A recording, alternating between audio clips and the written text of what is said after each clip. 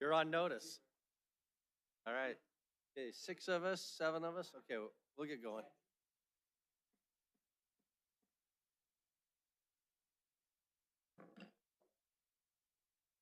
No, well, I'll bang it again.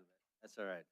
Okay, welcome everybody. It is May 20th, 2025. This is a work session of the Billings City Council.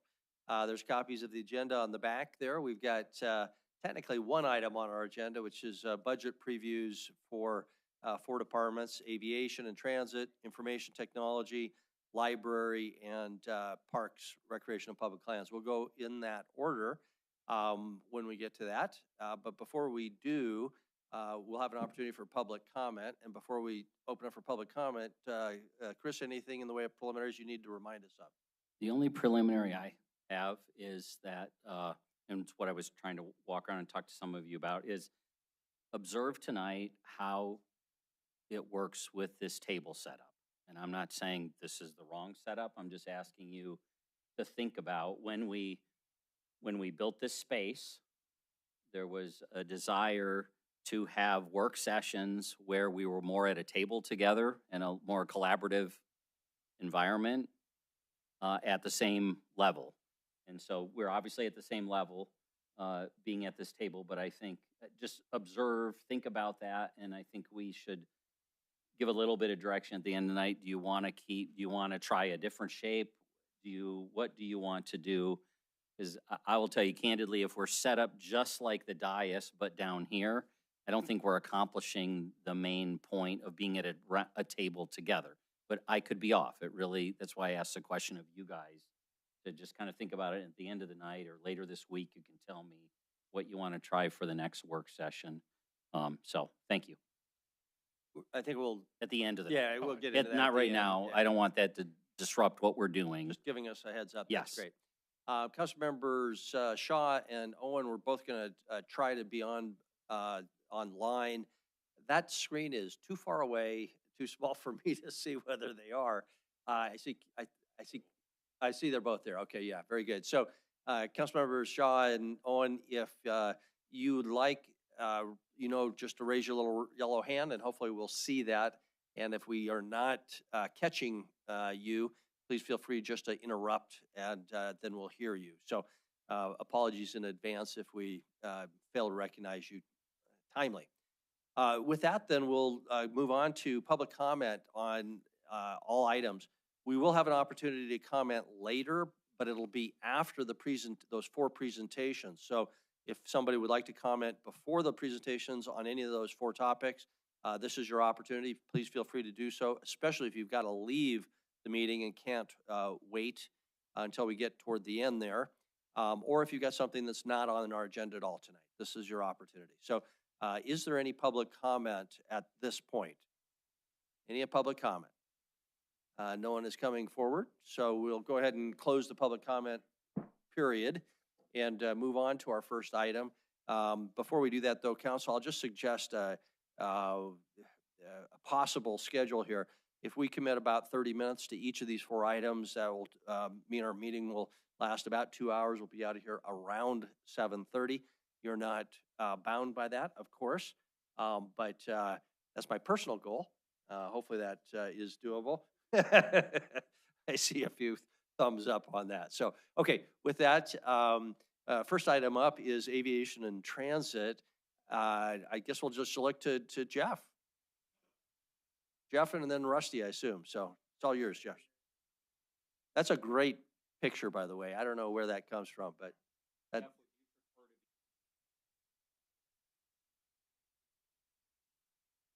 Yeah.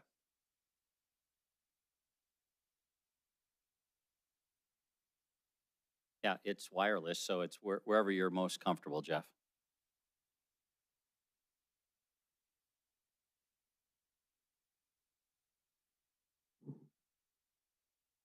Hear me all right now? Yes. Great, thank you very much.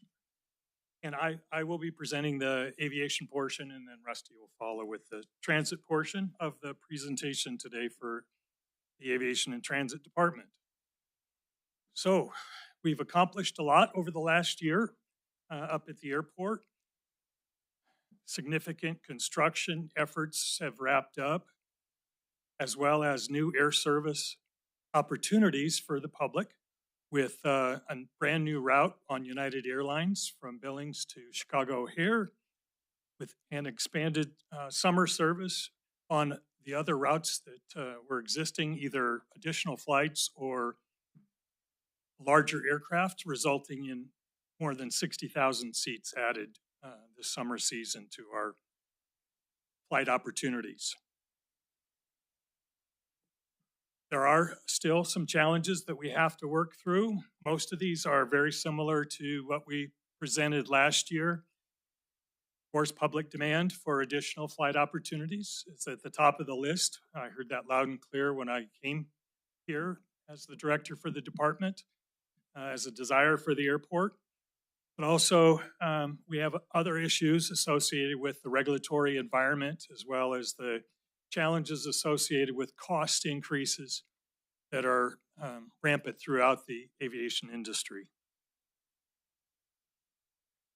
On the air service development side, we did increase the infrastructure capacity for both passengers and air cargo, passengers through the terminal project and air cargo through the construction of a new air cargo pad.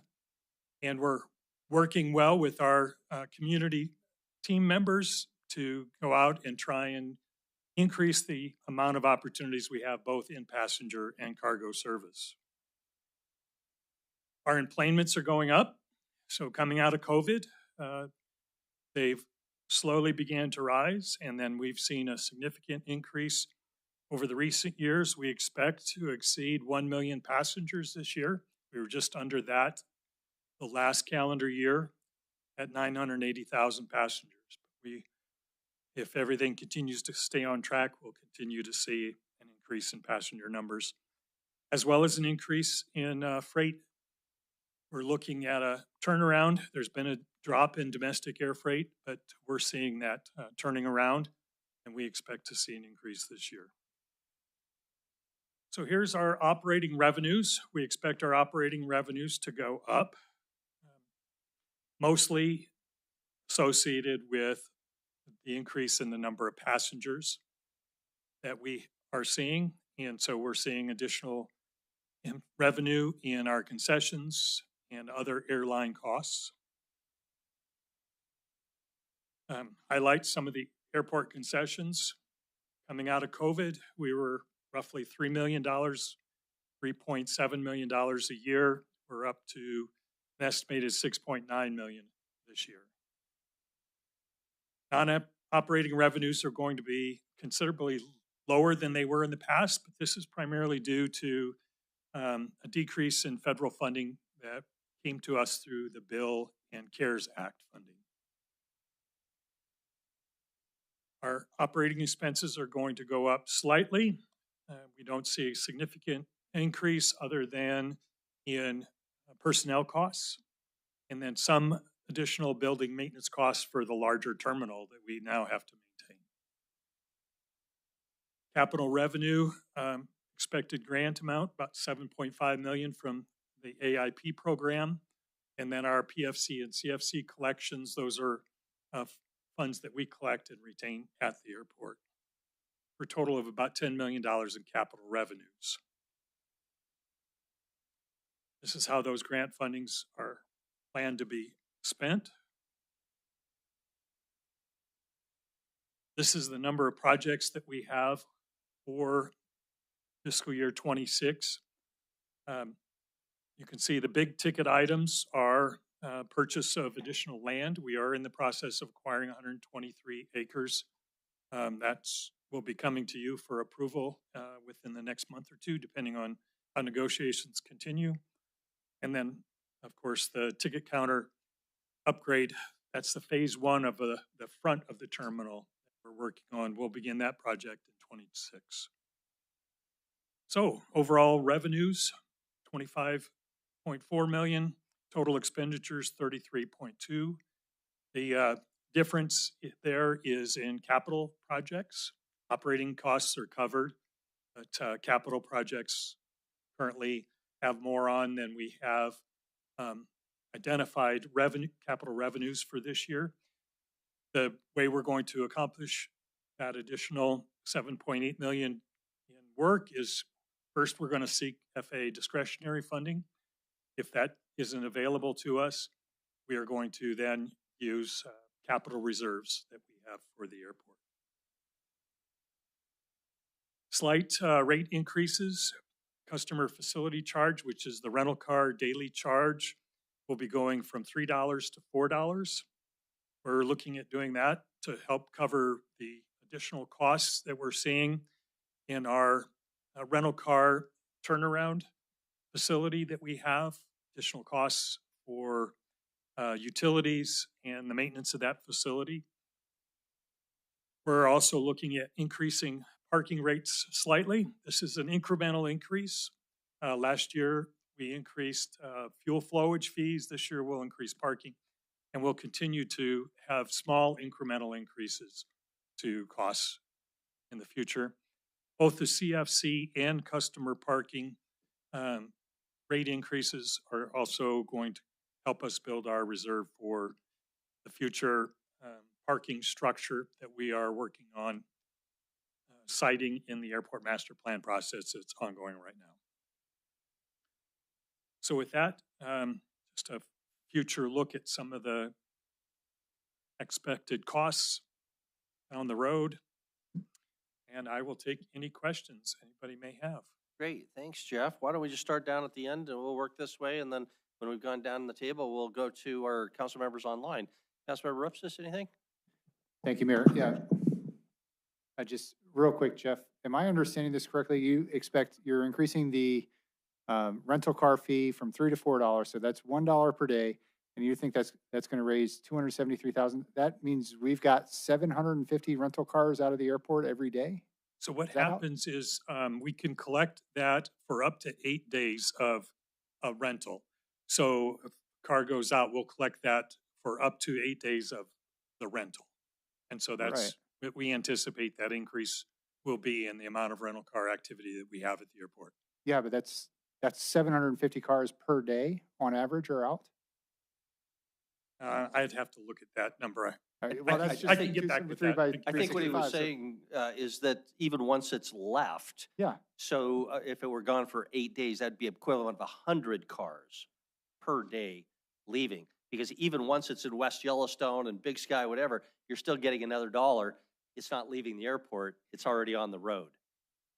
Now, the average isn't going to be 8 days. The average is probably 3 or 4 days, something like that. It'll be less than that, but that's the level of activity that we see. All right, thank you. Good. Councilmember Boyette? Thank you, Mayor. Jeff, in the news, of course, aviation's had some problems around several airports with the computers and backing up stuff. Have you seen any of that related to Billings, the airport itself, or do you anticipate that? Thankfully, we have not experienced that in our air traffic control. We're lucky that we have a FAA-funded air traffic control tower, so it is FAA staffed and equipped.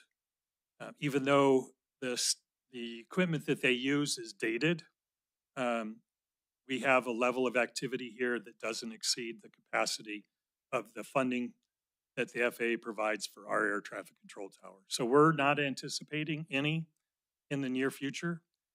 Having said that, there are system-wide impacts whenever an airport within the National Airspace System has a problem with air traffic control or any other related delays.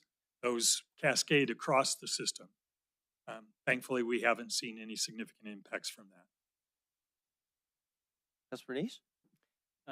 Thank you, Jeff. Hey, I just wanted to take a look at this. A couple of questions. One is when one of the slides aren't numbered, so it's the non-airport revenue non-operating revenues. When you talked about you losing the ARPA funds, your reimbursements seem to go up quite a bit. And I was trying to look at the book to match these up, and I only see 84 for proposed fiscal year 26, but you got 206 on the presentation. So I wasn't sure if I'm missing some money there. And then my real question on this was how did this impact as far as this additional non-airport revenue before these ARPA funds were around? I mean, is this pretty consistent where we're at? Yes. Yeah, it's fairly consistent. We do everything that we can to maximize our non-airline revenue. That helps us keep costs down for the air carriers, which encourages air carriers to increase the amount of air service that we have. And we have multiple ways that we can do that. Non-airline revenue includes things like our ground leases, our other types of activity that we do that's not specifically tied to the passengers. So ways that we get money back through the rental car, other concessions, the parking revenue, anything that we can do that's non-airline revenue. Okay, so just to clarify, you may want to double check because the book on page 265 shows 84,000 and some change, and you've got 848,000 there. I'm sorry, 206,000. So, and then the other question I had about was when you talked about your airport expenses, covered expenses, and grants. I mean, it shows a loss of 7.5 million. I understand that's capital, but how much? What is the actual operating profit or minus of the operations alone? Do you have that broken down? Because I couldn't see that anywhere in the book. Yes, we do have it broken down. Our operating revenue anticipated for FY26 is 14.3 million. Our operating expenses is 10.7 million. Okay, so you're operating at a plus of well, roughly little less than $4 million. Yes. And then where does that money go to? Is it go into reserves? It goes into the capital funds. Get back So we utilize that additional operating revenue for capital costs. Okay, thank you. Councilor Gulick, anything? Jeff, my question is, where can members of the public see the PowerPoint or get a copy of the PowerPoint? Because that's a great summary of a lot of the things. Some of it's in our packet, but it's a little harder to see. Is this going to be available, or how do we make that available to the public? I could put this on the airport website. Airport website. Okay, very good. Councilor Aspenleiter? Yeah, thanks. And Mayor, I appreciate you bringing that up. I asked Kevin the same thing about some of the presentations last night. It'd be helpful if these presentations were actually attached to the agendas.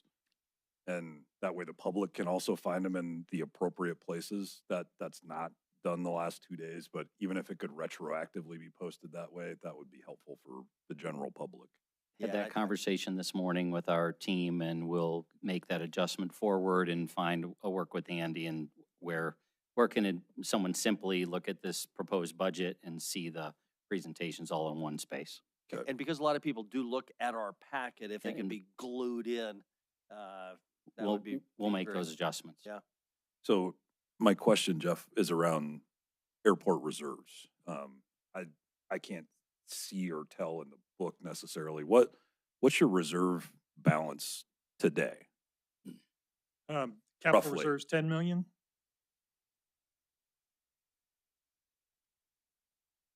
So my follow-up to that is if you don't receive federal dollars and you're going to pull 7.8 out, how much are you putting into reserves? Are you putting 4 million into reserves annually, roughly? Just a little bit less than that. Okay. What is your kind of standard bottom balance on the reserve account? Like, I don't want to go any lower than this in our reserves, and this is where I would like to keep our reserves. What are those two numbers? Well, I'd like to keep it at $10 million just because we see things that could come up at the airport, such as, a failure of a surface on the airfield. So I'd like to keep a significant reserve for capital projects, but we always have the ability to continue to go back and ask for discretionary funding, which is one of the things that we'll do. Discretionary AIP funding is funding that other airports aren't spending from their entitlements, goes back into the budget, and then that is issued out through discretionary project funding by the FAA. So Okay. they take a certain portion of that comes back, unspent AIP comes back, and then they dole that out for specific projects. Okay, so you're roughly, in rough numbers, you're going to take your reserves down to about 6 million, And then and then you'll put about another 3 million in at the end of the fiscal year. So you'll net out coming into next year somewhere around 8 to 9, roughly. Is that fair?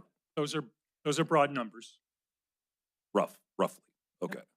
The last question I had, Mayor, was the Port Authority conversation and the budget for that. I think you had thrown out when we talked about this at a council meeting that was roughly that analysis was roughly gonna be $1 million, and that was a shocking number to me, candidly.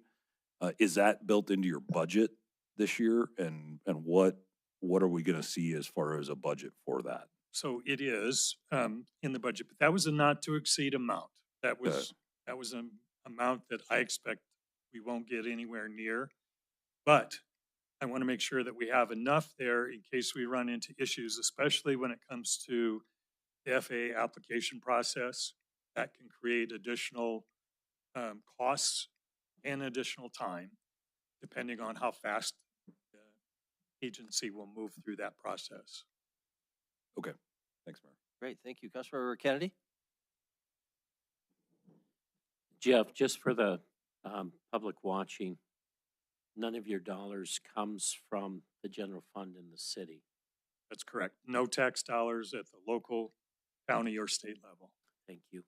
The question I have is, I've been looking through your capital. The big thing that came up during the holidays is parking. And is there any plans for a parking garage?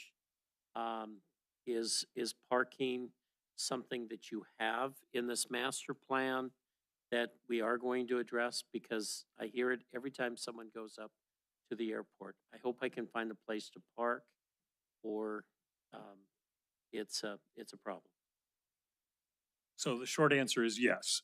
We are looking at citing a structure, parking structure in the airport master plan. We already know that we're short about anywhere from 5 to 6 times a year. We have overflow parking situation. We have an operational remedy for that, which is when we get into an overflow situation, we bring on our shuttle. We operate a shuttle with internal staff, and we provide parking spaces that are further away from the terminal, but we provide rides from those parking areas to the terminal itself. That's the short-term operational remedy until we can get a parking structure sited and approved on an airport layout plan, which is an FAA requirement.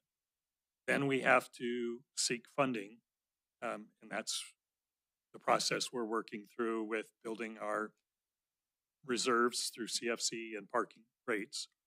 And then we have to go and request authorization to use those from the federal government. So it's a process that we have to go through. I would have liked to have seen that process before, but we're where we are. So we're continuing to move through that process as fast as we can, but it is a requirement that we go step by step. Thank you. That made a lot of sense, and that will help us as people ask that question. Thank you. Very good, thank you. Councilmember Rogers? Yes, Director, you mentioned on page 4, the ongoing airport staffing vacancy issues. What does that look like for you? The biggest staffing shortfalls we have come in maintenance and custodial. And so we have a significant turnover. So we're always going through the recruitment process for facilities maintenance personnel primarily. On the airfield operating side and within the administration, we typically don't see a lot of turnover, although sadly my Deputy Director Shane Ketterling is retiring after 33 years with the airport in July. And so we're in the recruitment process for his position, but typically it's in facilities maintenance. Very good. Councilmember Shaw, anything? No, all my questions have been answered. Thank you. Thank you. Councilmember Rowan, anything? No, Mayor. Thank you. Chris? I just give a couple plugs. One, right, there's another airport we hear about from time to time because of their added transportation and perceived cheaper cost. Today, I booked vacation for my family to visit family in the Midwest, under $350 a ticket round trip out of our airport. So there are good competitive rates. Got to look around. That was a major legacy airline, but half what some other major legacy airlines were selling for. So shop. We've got an excellent airport. Good problem to have on the parking side. I also would say in the context of parking, right? Just had to encourage my daughter at Mesa to recognize, yes, honey, if you're going to park the car, you need to use the shuttle to get to parking. That's a very common thing. We in Montana like to be able to park right in the front. If you look at that distance between that overflow parking and the actual terminal, it's not as far as it feels. So I know it's a temporary. We're working on the garage. They're working on the master plan. But like last night's comments, sometimes I think, can set the context that we're extremely blessed in Billings. Most of us can get to the airport within minutes, park our car, and just a few minutes later be standing at the entrance or running through security. So really appreciate the work that Jeff and his team is doing. Those 60,000 additional seats are being felt. So thank you. Very good. So I'll just ask Councilor any other questions. I have one of them. Jeff, about parking. Oftentimes, airports will have a cell phone lot where people who are picking up or Uber drivers can hang out until the person arrives, get the phone call, and then they move up. Now we always have to have double parking in front of the airport for pickup, which works surprisingly well, in my opinion. But are there plans for a cell phone lot for pickups? We do have a cell phone lot, and we do also have transportation network companies like Uber and Lyft that have to be in that cell phone lot before they can actually receive a request for a ride at the airport. So they both utilize the same lot. It's on Overlook Drive, west of the terminal. Okay, very good. So remember, that's there. If you don't like to double park or there's not room, just go down to the cell phone lot. Okay, anything else, Councilor Denise? Yeah, Jeff, where do we rank as far as number of passengers in the state with other airports and also cargo? So we are the busiest cargo airport in the state of Montana. No one is even close as far as other airports to the amount of service that we have in air cargo. On the passenger side, we still rank fourth, which we have for the last couple of years, behind Missoula and Kalispell, which just peaked over 1 million passengers this year. We were at 980,000. Will we catch him this year? Not likely to catch them this year, but we're working on it in the near future. Thank you. If the federal government shuts down Glacier Park, that would help. Okay, if that's it, then that is a wrap on aviation. The aviation component. We'll turn it to Rusty. Rusty. All right, Mayor, Council, thank you. Good evening. So we'll kick off here with transit achievements for the year. Primarily, we continue to see significant growth resulting from that October 23 overhaul of the fixed route system. Average ridership growth across the current fiscal year stands at 38%. We did take delivery of 4 heavy-duty transit buses in late 2024, and actually the chargers for those units are being commissioned today, so we should be seeing those out on the street here hopefully next week. A couple other items, we did secure another competitive grant for $910,000 in federal funding for paratransit vehicles as well as equipment. Another big topic there, we are now a fully certified third-party CDL testing location. So that's helped us significantly with our hiring of new individuals that do not have a CDL. That essentially means that we can do testing in-house as far as the vehicle component of that goes. Advertising program growth continued this year. We're now pushing northward of $265,000 in revenue generated on that. Just as a reminder, when we took over that concession, we were earning a hair over $110,000 on that. So advertising is really continuing to grow.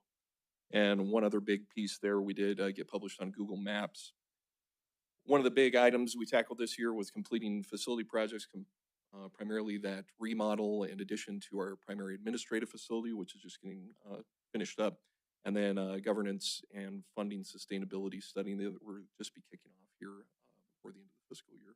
That'll go hand in hand with some of those assessments that'll be done for the airport authority study as well. Challenges, we continue to just see continued demand for infrastructure, meeting the demands of the growing and expanding community, attracting new and choice riders, and then meeting those federal regulations. And as far as that goes, lots of unknowns at the federal level right now. So I don't have a crystal ball, unfortunately, but we'll roll with those as they come through. So reflecting on the ridership, the big story here, if you see the jump from 23 to 24, we actually exceeded 500,000 rides in 2024 with that fixed route overhaul starting in October of that year. 2025, as long as we maintain the current average for the fiscal year, we're going to get a lot closer to 600,000 rides. So the fixed route overhaul has performed leaps and bounds beyond what I even thought it would do once we put that in place. So demand continues to go up, and that's something that we're definitely happy to see. As far as current projected revenues and expenditures for the fiscal year, a little bit higher on the projected revenues. That's primarily through advertising growth and some additional state funds that we were not anticipating. And then just a little bit under there on the expenditures, you see 7.8 compared to 7.7.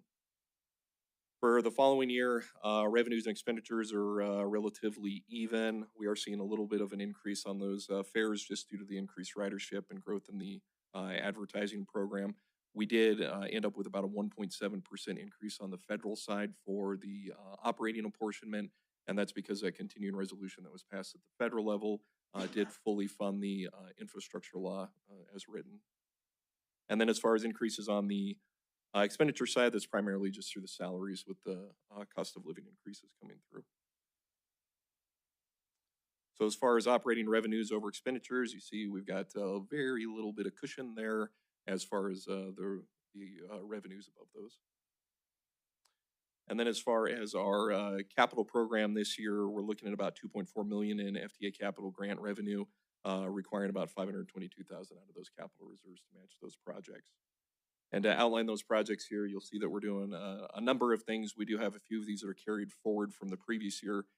Primarily, that would be transfer center security cameras and the bus wash project.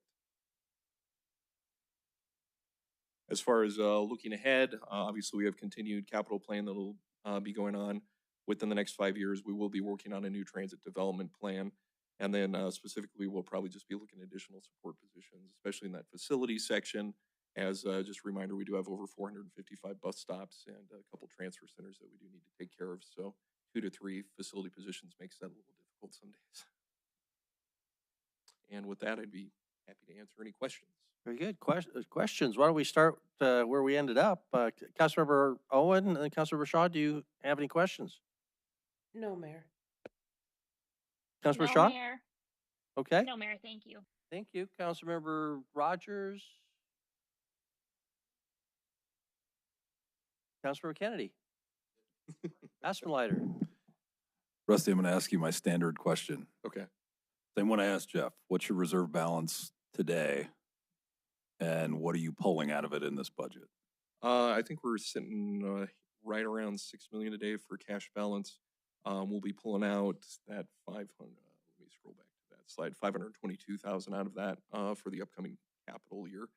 So we do have a few that we're finishing up this year, so that reserve balance could drop a little bit closer to 5 million at the end of the year, just because we've got that construction projects that we're finishing up currently that I don't think got adequately reflected there on that carryover.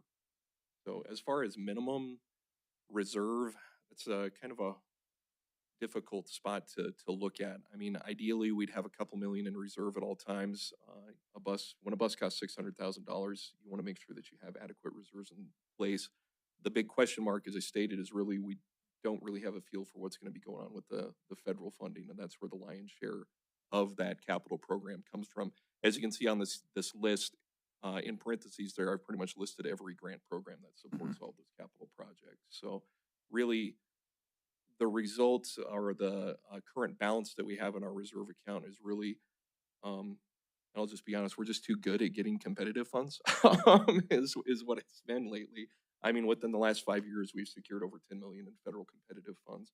So that's really allowed us to replace the fleet, do the facilities projects, branch out and start bringing some of those things in house as far as more technology options and so forth as well. So, you know, we're always looking down the road to the deadlines are always when that fleet replacement comes due. And unfortunately, the next time we replace the fleet, we will have 17 heavy-duty buses that do need to be replaced at the same time. So we're always just trying to make sure that we're going to have adequate cash on hand when those expenses arise, because it takes a long time to save up a balance big enough to replace the fleet if the federal funding is not there. And this is where you're a victim of your own success, right? And you guys have done an excellent job at bringing federal dollars in, which has saved a ton of money on the taxpayers and the general fund and the cost for Billings. Mhm. My concern continues to be, though, that your reserve is over 50% of your annual operating budget. And I get the 17 bus fleet, but I also don't agree that like we're going to replace 17 buses all at one time. Like that's just not even a real approach in the private sector to say, hey, we bought all 17, so we're going to replace all 17 in the same year. Like that's just not even real. So your reserve balance continues to be a target, I guess. And again, you're a victim of your own success, but it's still bothersome to me anyway that we maintain a $6 million reserve balance that sits there, and we're going to sit it there on the sidelines, not putting it to work for the next 10 years, waiting for a bus fleet. That doesn't seem like what we would do in the private sector. I guess I'll give a caveat to it too, because in the CIP that was adopted this year, we do have a number of unfunded projects that are in there. Primarily, we are still looking at a transfer center location in the Heights as the Heights continues to grow. We have a less than ideal situation right now as far as transfer points on the street. So providing a location where we can build additional infrastructure to provide a more, I guess, a safer area for passengers to transfer is definitely on the horizon. We do continue to also look at the need for an expanded maintenance facility as well. So there's definitely things that we anticipate using this reserve on more than just fleet. I apologize, the fleet is just always top of my mind, but we do have a number of larger projects that we continue to look at. Obviously, we will do our best to chase competitive funding for those, but again, there's no guarantee that that we'll be successful in that, or even that the competitive funds will continue to be allocated at the level they currently are. Okay, thank you. Rusty, my question is whether you've got any other plans to increase ridership up your sleeve. So many of your costs are fixed costs, and you've got the same cost whether you got one person on that bus or 40 people on that bus. So by adding people, we add revenue without adding to the costs of operation. Getting us on Google Maps, I'm sure has been a huge success. The fixed routes, huge success. Is it all the low-hanging fruit, or is there any more fruit out there to grab, even if takes a little more effort to increase ridership? We continue to expand our outreach within the community. We're providing more and more group travel trainings, things such as that, with various groups throughout town, just continuing to just try and build the momentum around it. As far as low-hanging fruit goes, really at this point, we're most likely looking at the low-hanging fruit would be, can we increase frequency on any of these routes? Obviously, that does require then additional expenditure to get that done. But really, I can't emphasize enough that the resulting ridership from this overhaul was improving the convenience of the system. A lot of people, these small things like Google Maps, obviously they're expected anymore from the riding public, but really the thing that gets somebody on the bus is that I can anticipate when it's going to be there. It's going to be a convenient trip for me, and I can depend on it.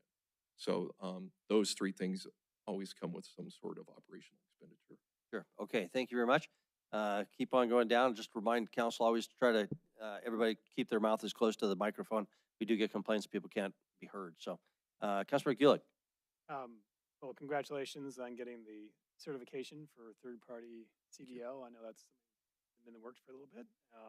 And certainly the increased ridership you clearly have done something that's really working for a lot of people in Billings. That's great. And you mentioned attracting in the transit challenges, attracting new riders and choice riders. I think choice is they have the choice.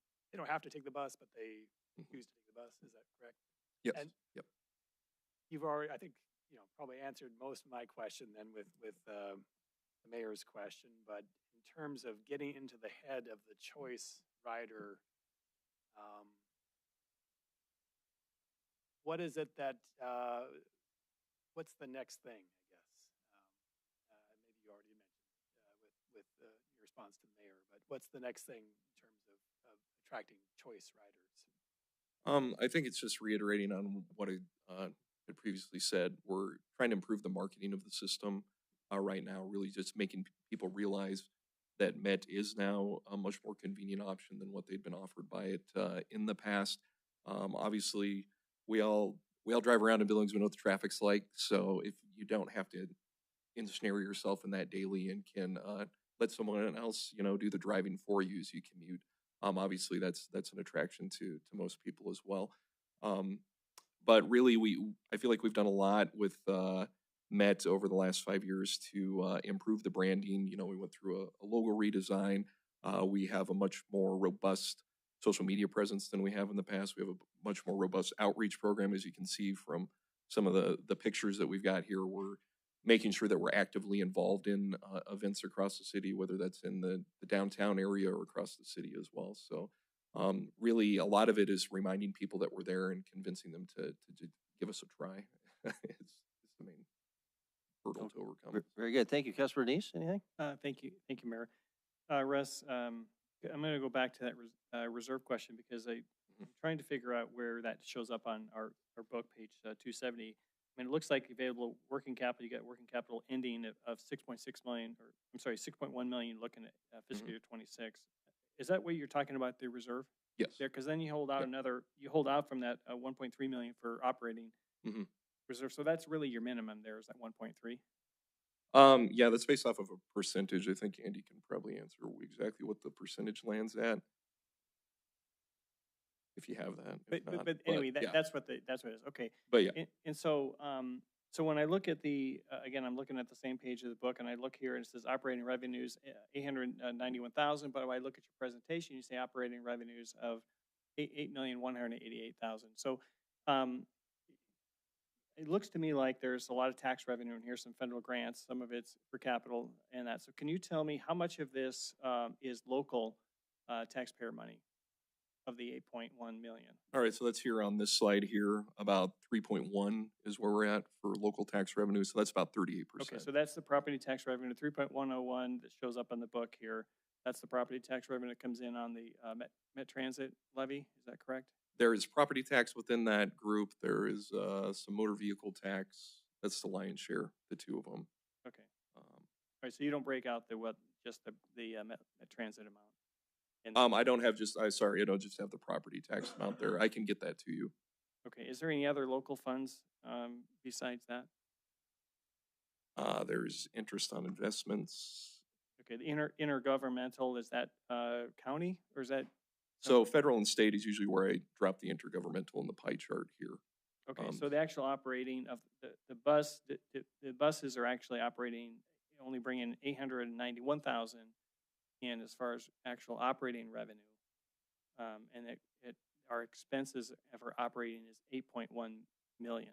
Do I understand that correctly? So the generated revenue is going to be your fixed route and paratransit fares shown there, 598,000, and then the other revenue is revenue that we generate from other sources. So we would get the lion's share of that. There is probably that advertising revenue. But yes, if that's what you're asking, as far as what we generate versus what we depend on for tax and federal transfer, it's a pretty significant difference. Okay, and seeing as you have a pretty large reserve here, if the mill levy that we raise is fixed, whatever it was last year, the amount is going to be collected a little bit less. Is that going to impact your budget very much? If so, do you know by how much? So we did the adjustment on that already. That was about roughly 110 to 120,000 less. So we did take some steps to address that already within the budget. Primarily, we unfortunately significantly reduced the non-bargaining training budget in that. I was actually able to renegotiate one of our software contracts to save us northward of 40,000 as well. And then the rest of it was actually just decreasing some of my expected expenditure. Our buses are getting older, so I had tried to grow out that parts budget and maintenance budget. Unfortunately, they're not going to increase as much as I would have liked just based on what we're currently spending this year. So we did take steps to already adjust that down. Okay. And I'm not advocating going to zero on that, but if we had to, we could lower that Met Transit mill in half, and you still would be able to meet your budget for this year and the years to come. And then maybe we'd have to increase it a little bit down the road until you had some additional capital projects that you knew they had to be put in there to raise some funds. Is that understanding as far as your operating would continue to operate if we cut the Met Transit mill levy in half? I mean, we do have reserves. I mean, again, the unknown on this part, of course, is I can't tell you what's happening at the federal level. We run off of the previous fiscal year is what we do. So my fear, of course, is that then this becomes permanent. I'll just be honest with that. If we're not levying the full mills for transit, then eventually we whittle it away to the point that we don't have to. Well, the council can make the decision to increase them. I think the charter says up to, is it 10 mills, I believe. And so if we decide that the mills, we got too much reserves, we can always cut that back, give the property owners some tax relief, and then you still operate. And then maybe a year or two have to increase it a little bit and get it back to make sure your budget is still operating. But I think could be some additional cuts that we make in just to help get that reserve down a little bit and not impact your operations at all. Thank you. Councilmember Boyette? Thank you, Mayor. You've got 4 electric heavy-duty buses, right? Yes, that's correct. So you're going to plug those in at night to charge. Mhm. Then do we know what that anticipated cost is for charging for the night versus the same diesel bus driving around for the same shift? Is there any estimated cost savings for the electric bus versus the petrol bus? And you may not know that because we haven't done it, but there has to be some data related to you getting the 4 buses. Yeah, we sorry, we rely primarily on Missoula's data since they're going to be 90% all electric, and their comparison cost between the diesel operation versus the electric operation was relatively flat. So essentially, we're expecting those electrics are going to cost us the same in electricity as we were previously paying out in diesel. One more question. With that in mind, why would we want the electric then? Because don't you have to have a different maintenance program? Don't you have to have a different mechanic? Slightly, actually. There's a lot less preventative maintenance on the electrics. There's not nearly as many moving parts. When you have batteries that are powering everything, you don't have nearly as many fluids or belts that are driving systems, things like that. It all runs off of the high voltage system off the batteries. So what other transits have seen is that their preventive maintenance budgets have actually decreased with the electrics, just because you're really only looking at maintaining your tires, your brake system, checking the hydraulic fluid in the coolant, and that's about it, unless you have a repair piece on it. You'll be able to come back to us in a year and say good, bad, or indifferent for the electric buses then? Yes, yeah, that's what we had anticipated when we first got under contract with these, that we'd already have them on the street, but we just ran into supply chain issues as far as getting those chargers up and running. The switch here primarily delayed us, so we'll have a lot more data next time we come back. Yep, Very good. Councilor Rupes? Thank you, Mayor. Rusty, I'm sorry if I just missed this. Local tax, 3.1 million, get 10 mills, and our new mill value gets us to 2.3 million. What's the other 800,000? Is that entitlement share or what's? We've got motor, yeah, Andy. The state law is that you shall levy the number of mills necessary to generate last year's revenue. So it's not 10 mills. It's, we're going to. I don't recall what it was. Yes, You're right. Yeah. Sorry, apologies. And just one other thing. I think you're dead on with the choice riders, just getting that frequency up. It used to take me an hour to get from West End, Central and Shiloh downtown, between the turnover and all that kind of stuff. With the new fixed routes, it's down to 45 minutes. If we can get that to 30 minutes, that's about the same amount of times it takes to ride a bike from my house to downtown. So I think you'll get a lot more choice riders if you can get that frequency up a little bit. I think the Google Maps planning, it really helps a lot, because now I can actually see how I would do that. But yeah, I think you keep going in that direction, and we'll continue to see our ridership go up. And on the choice rider conversation, and one thing, since reserves are what we're talking about, pretty in depth here, right now. Something I do want to remind council of, these reserves are, for transit use, right? But it doesn't mean we only have to use them on capital. So if you see areas where we can potentially add additional operation or pilot additional operation to see how it works out, that's another avenue of attack for that as well, right? Because the unfortunate truth of transit is you really don't know how it's going to perform until you put it on the street. So one of the things that we always struggle with is how do we fund that additional service going forward? But we can definitely look at piloting in different areas with sunsets on pilots and so forth too. Just a consideration out there that I wanted to throw out. So.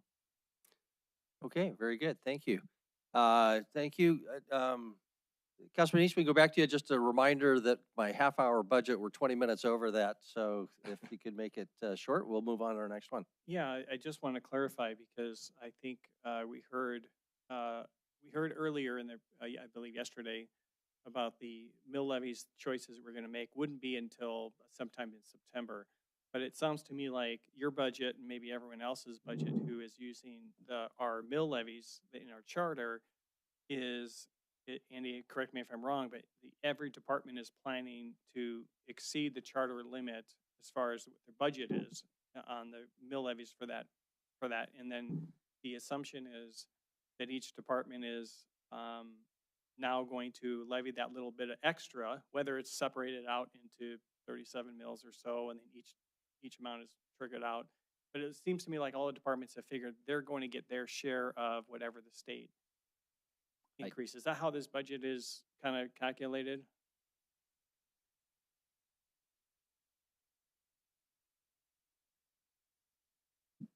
Yeah.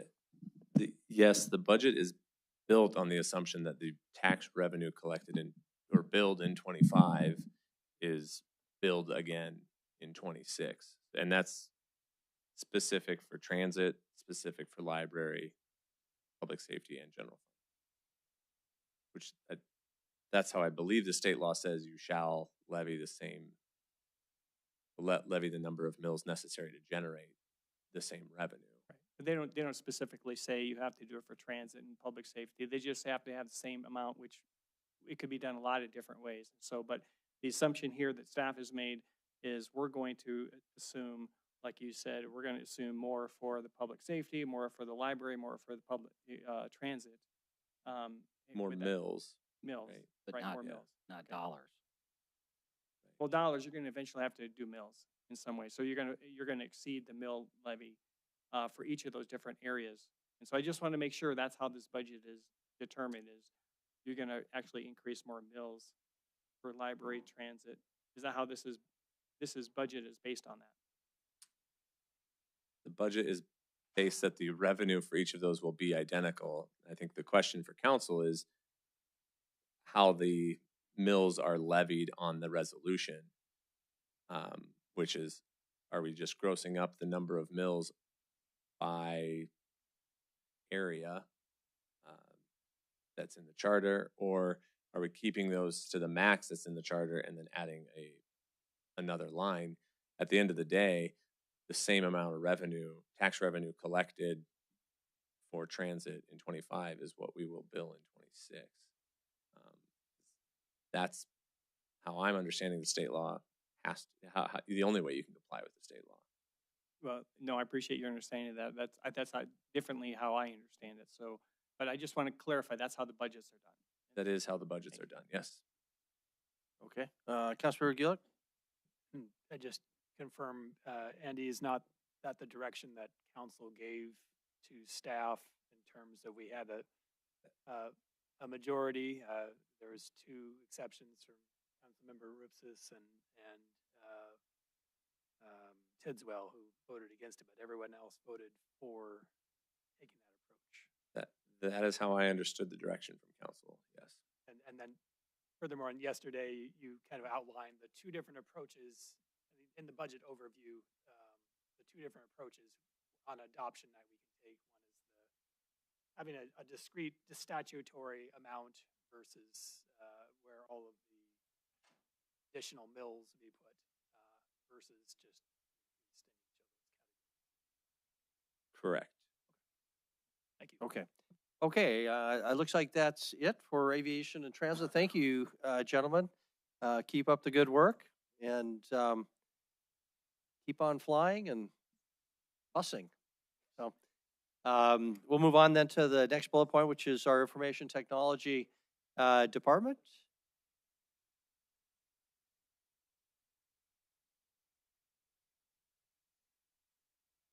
And then we'll just turn it over to Dave. And just a reminder, gentlemen, try to keep the microphone close to your mouth and keep your voices up, and that helps everybody to hear.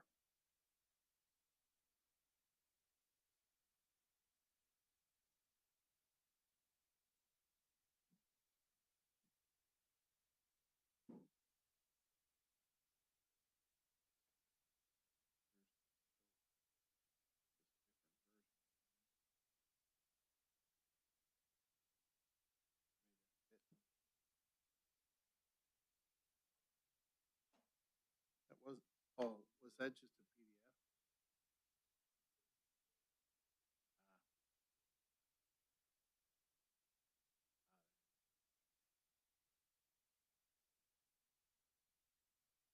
That's where I was.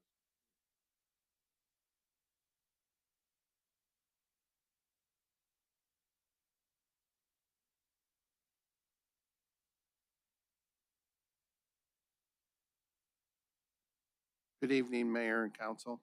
Tonight, we'll be presenting the IT budget and central telephone budget for the city of Billings.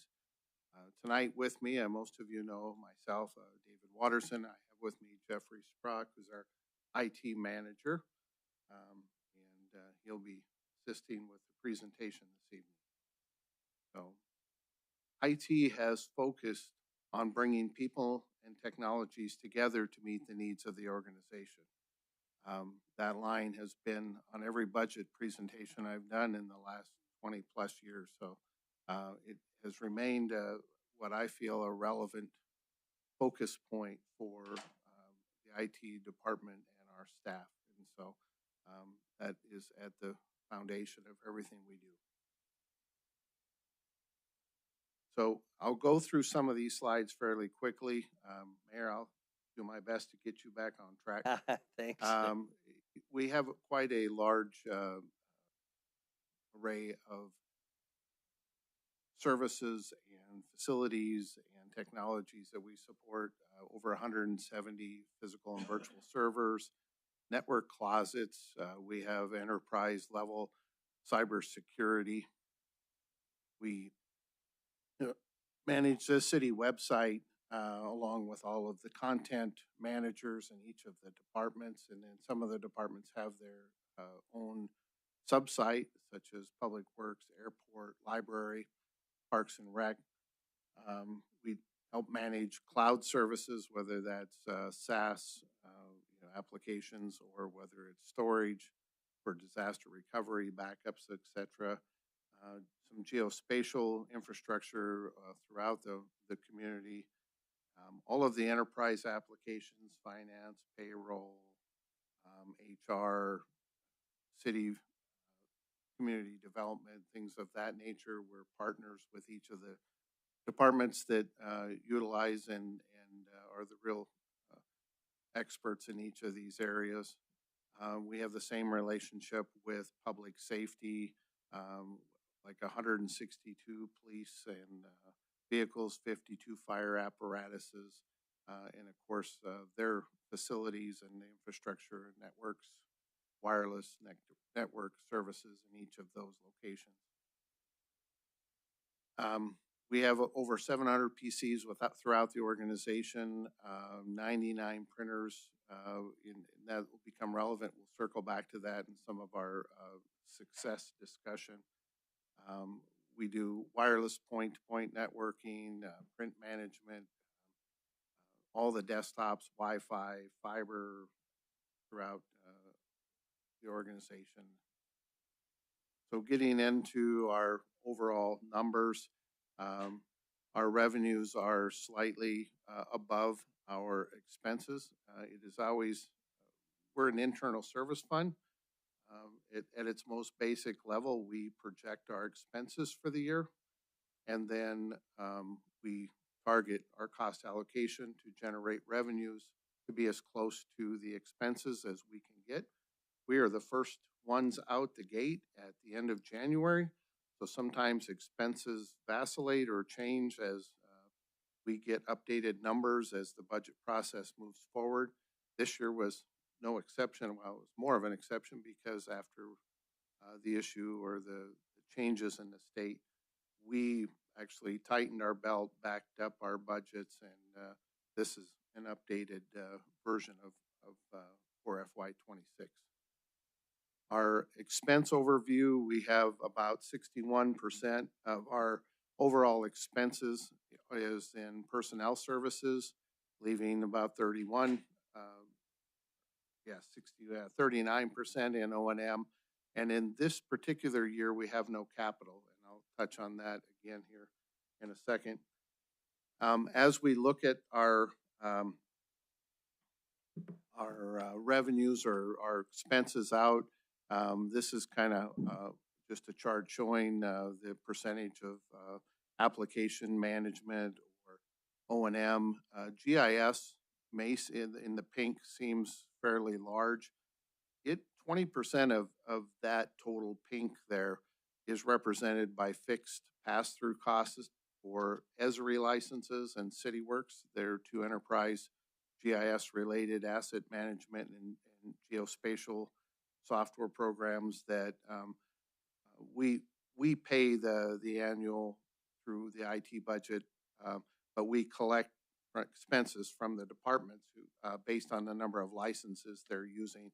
It allows us to do that work in our budget and just make a single payment out on these enterprise applications. So as we compare our budget from FY25 to FY26, our personnel services are down.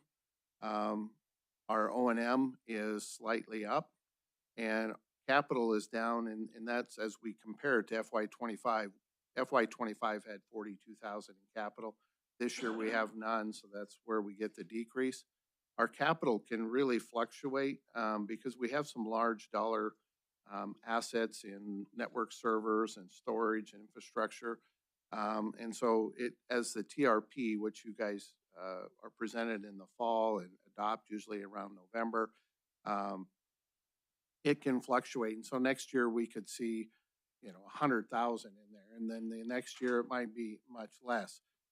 That number fluctuates, but in this case we have no large capital expenditures this year or any, so that's why it's negative. Personnel services are down, and part of the reason for that is we have some major retirements, so we have some salary savings, and then we are leaving a position open in support of lowering our costs.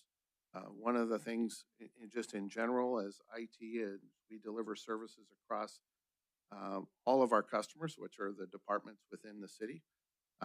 We're constantly striving to become more efficient or lower costs or keep our expenses down so that it relates to lower charges out to the departments, which then affects and improves everyone's ability to meet their budgets. So overall, we're $61,500 below last year's budget.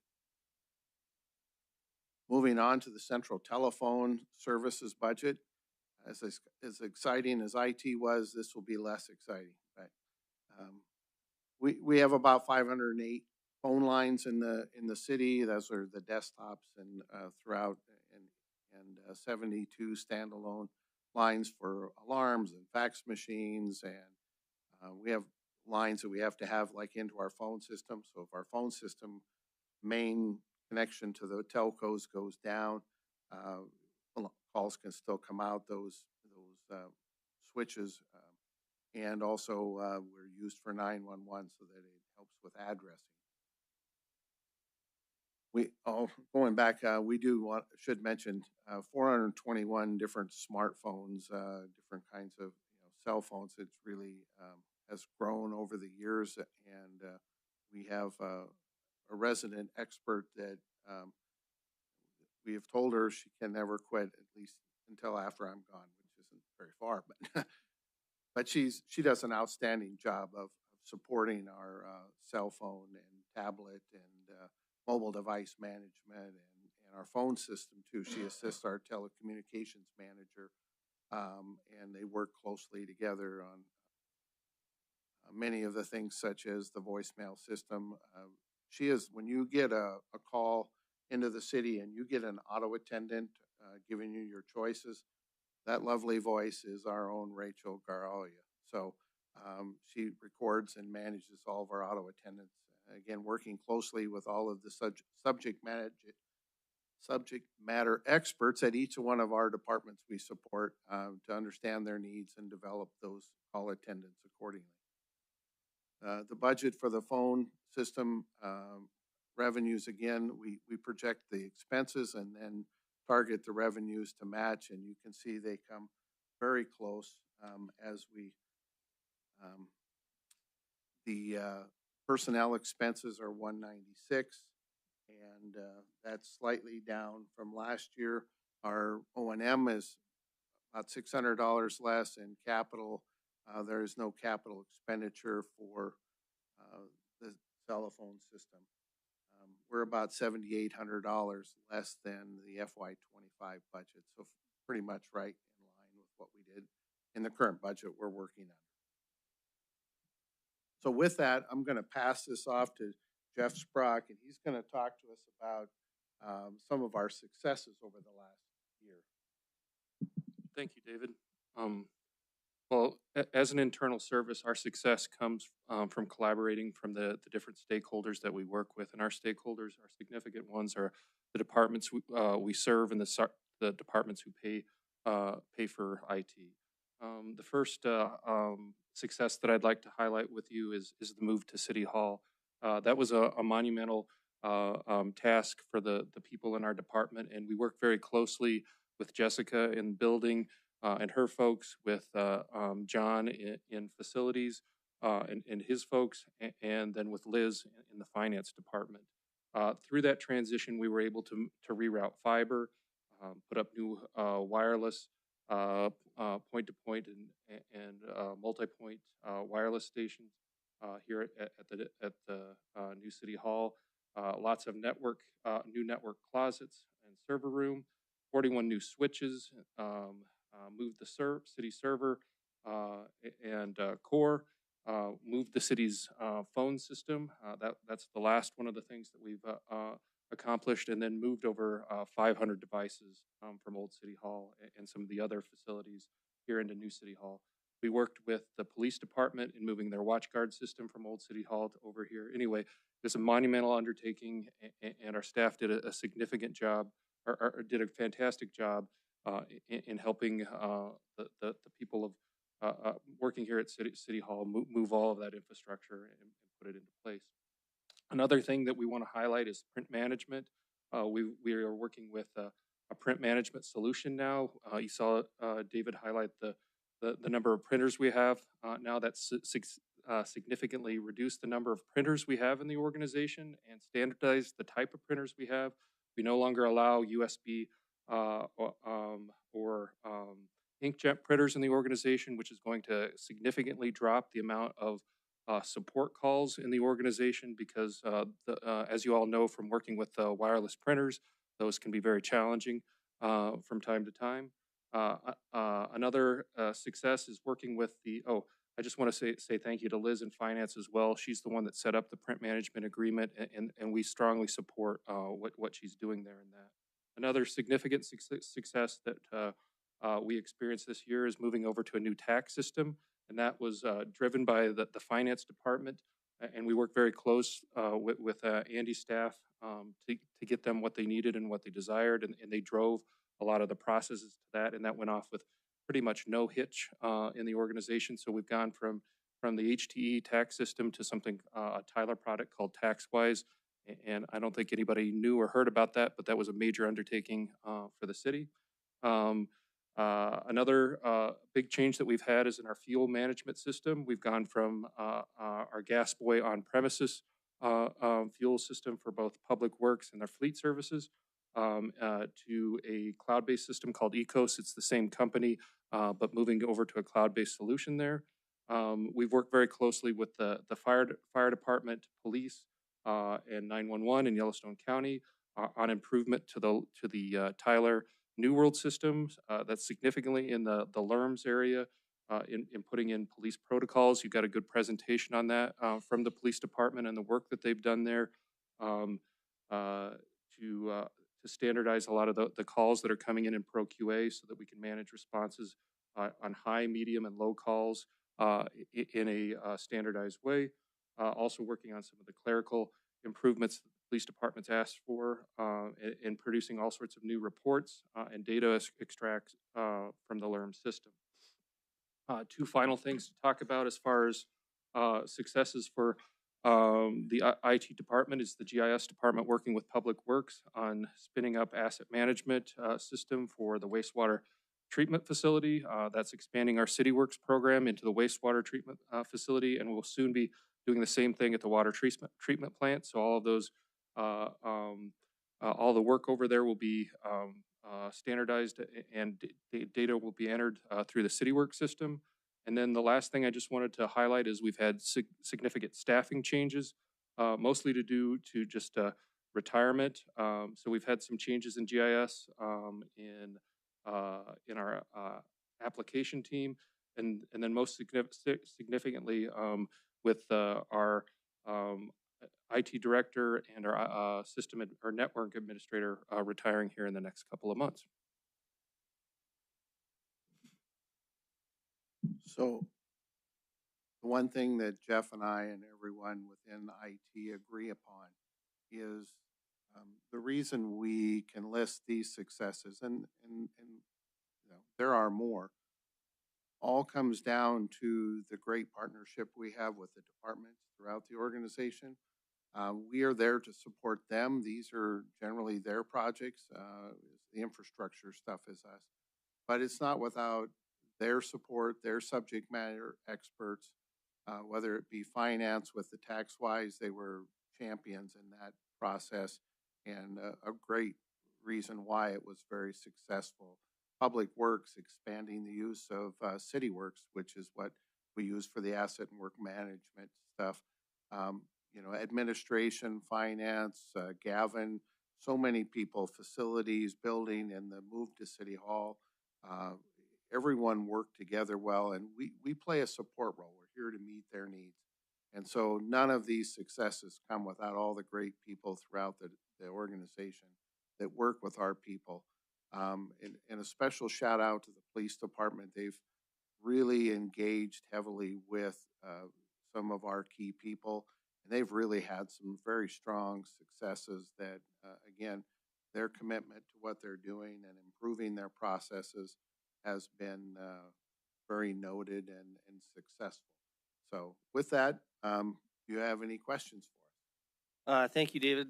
Council, we've started at both ends, so let's start in the middle this time. We'll go here and go around.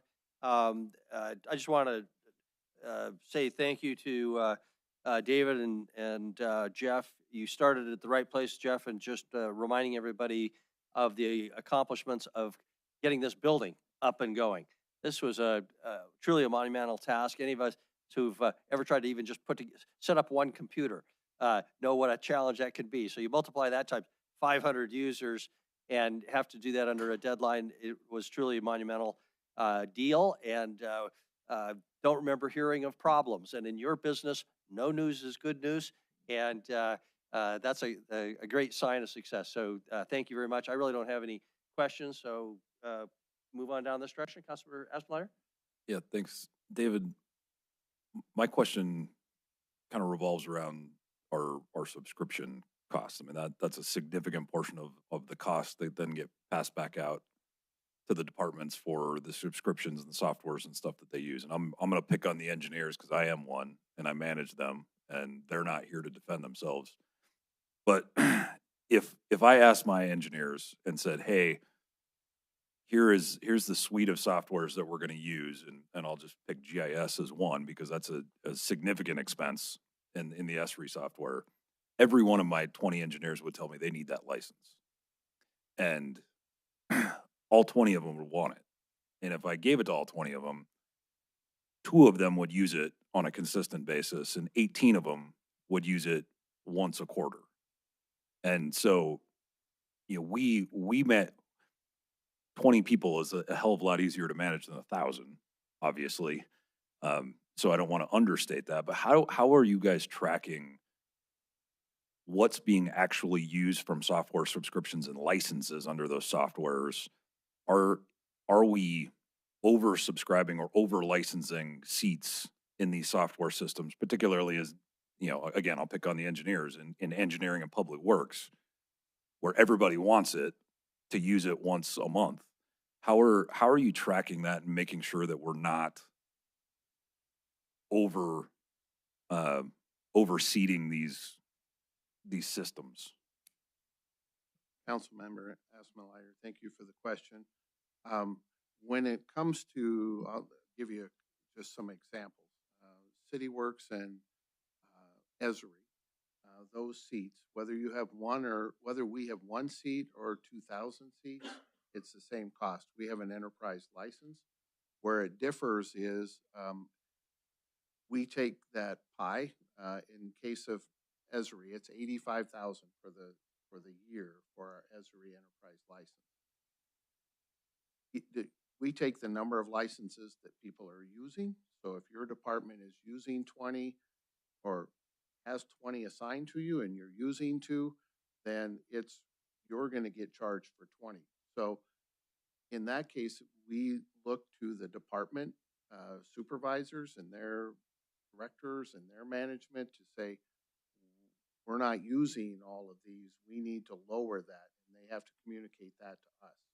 So we're not out there. We don't know what people are using, but in that case, they pay for what they use. When it comes to Office 365, we have moved away. We used to buy Office Suite. All of you have been through this. You bought a computer, then you got a disk, usually with Office on it.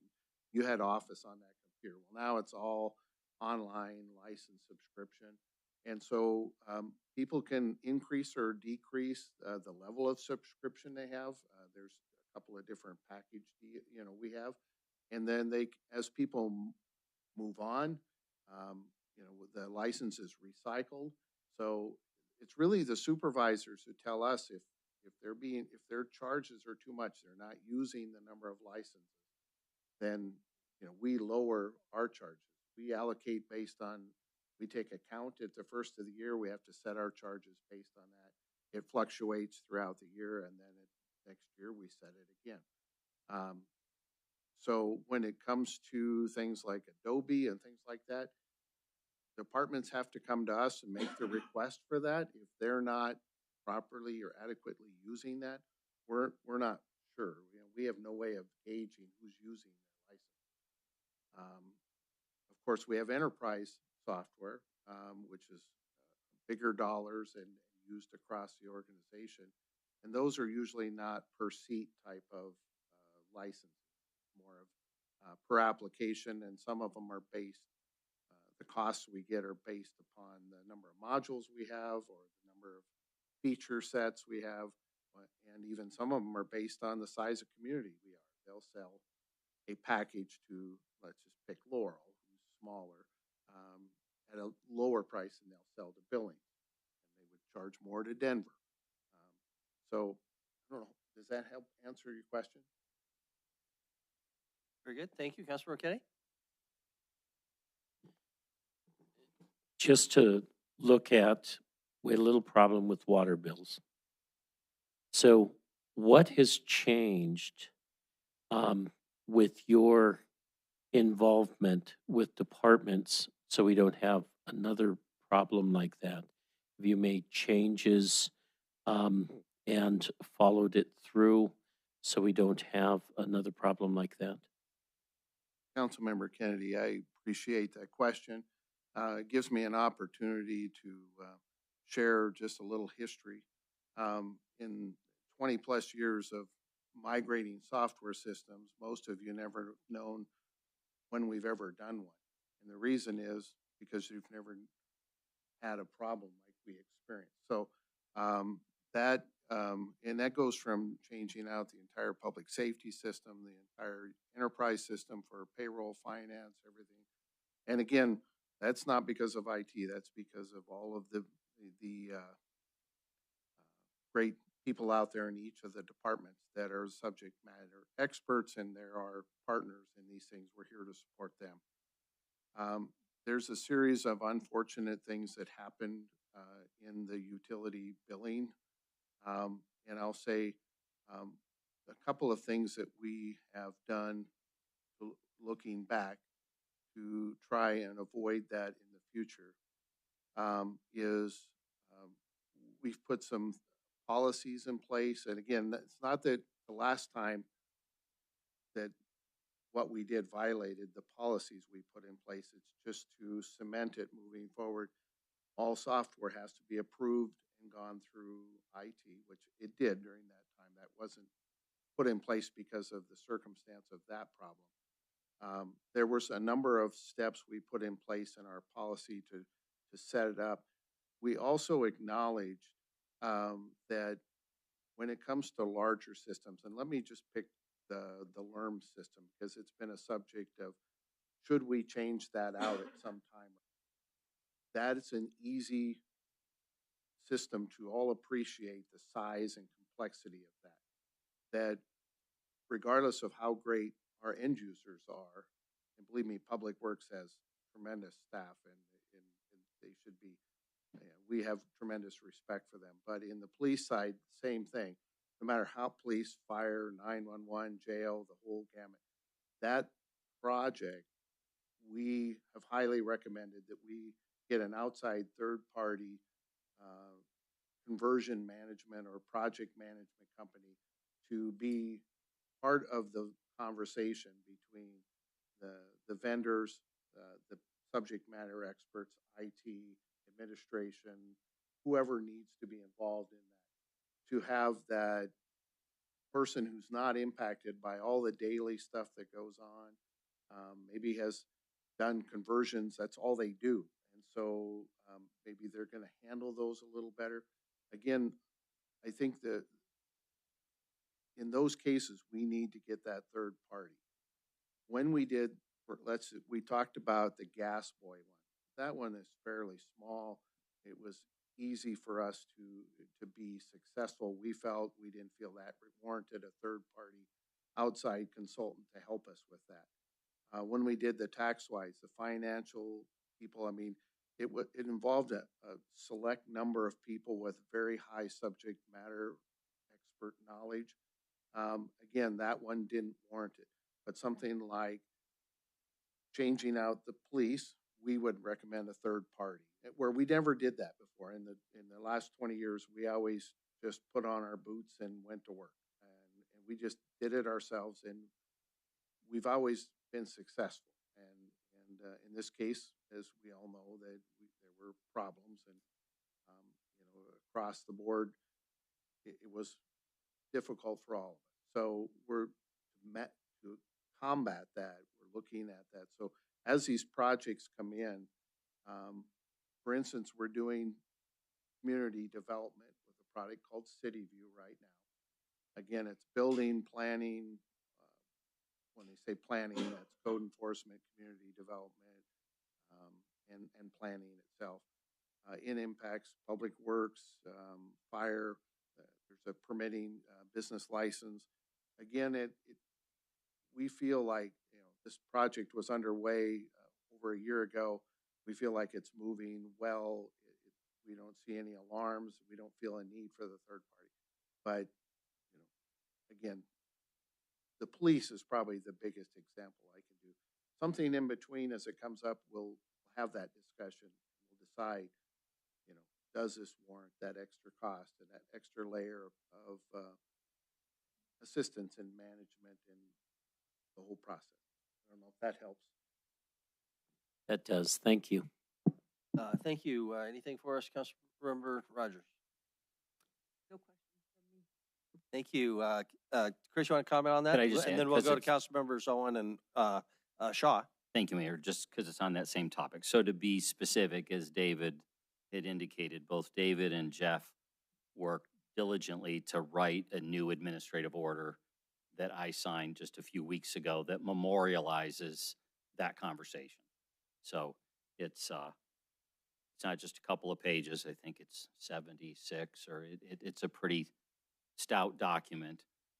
They're now working on the executive summary so that regular people like myself or staff can kind of understand, but there are memorialized changes to the rules to hopefully eliminate that risk for the future. So, Very good, thank you. Councilmember Owen, anything?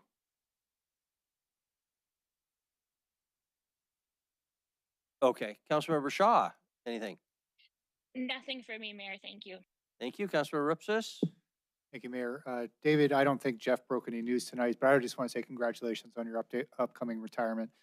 It is not easy running an enterprise IT department like you've done, and I think we've done an outstanding job. We haven't even touched cybersecurity tonight, and that's all credit to you and your team, Jeff, and everybody on the team there.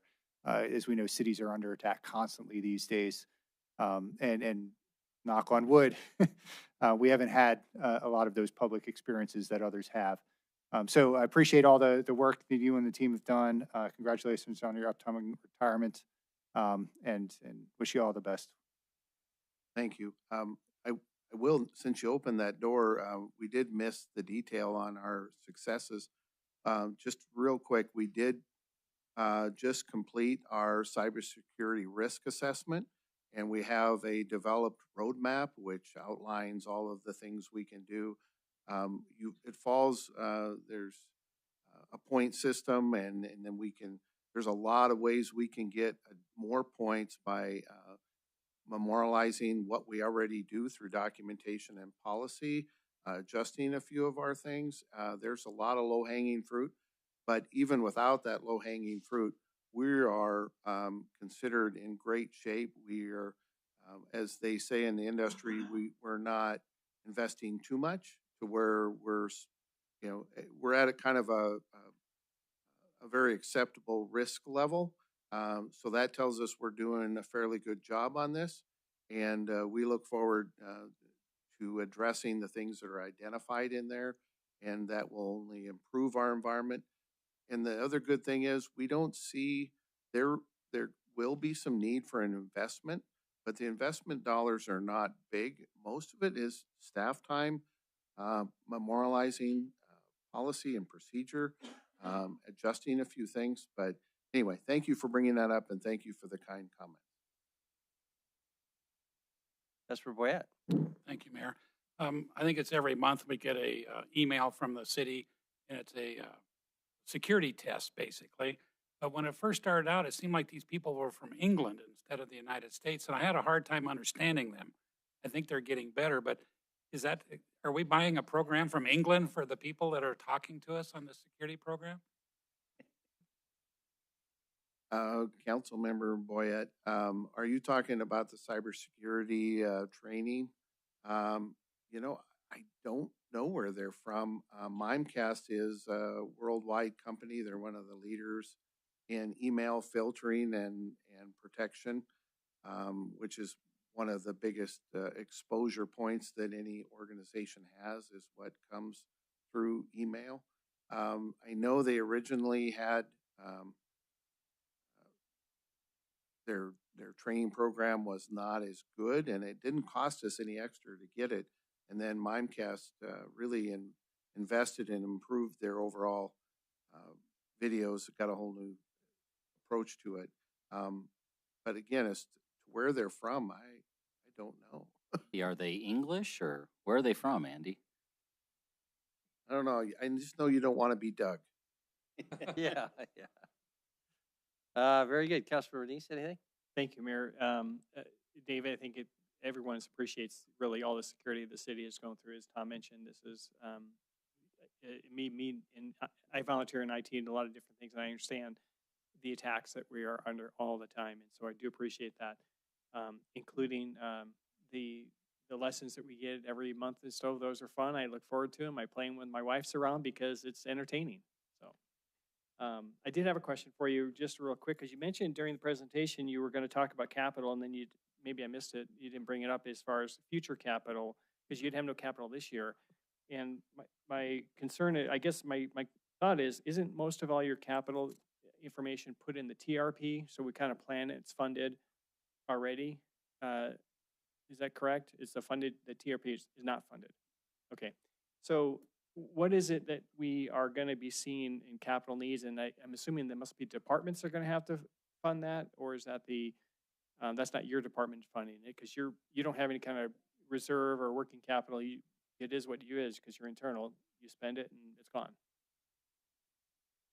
Councilmember Neese, to start with the last statement, if I have a budget of 4 million and I spend 3,800,000, 200,000 stays in our account and we keep it. And so we build some small reserves and we use that to offset then larger capital costs that come down the road. So we try to build it up and then we use it down. So let me give you an example. We have normal TRP, which is our desktop computers, our some network switches, smaller dollar items that vacillate a little bit, but don't overall affect our TRP totals that much. We have a couple, let's say medium size, and that's our storage, and we have those kind of separated out with enough vintage that they don't hit about every other year they hit, but they don't affect huge. There's two costs that are fairly large. One is we have a virtual server environment. It has 5 major host servers. Ballpark to replace those 5, because they have to all be done at the exact same time to stay the same vintage, can be upwards as close to $200,000. So if that were to be replaced this year, you would have saw a capital of $200,000.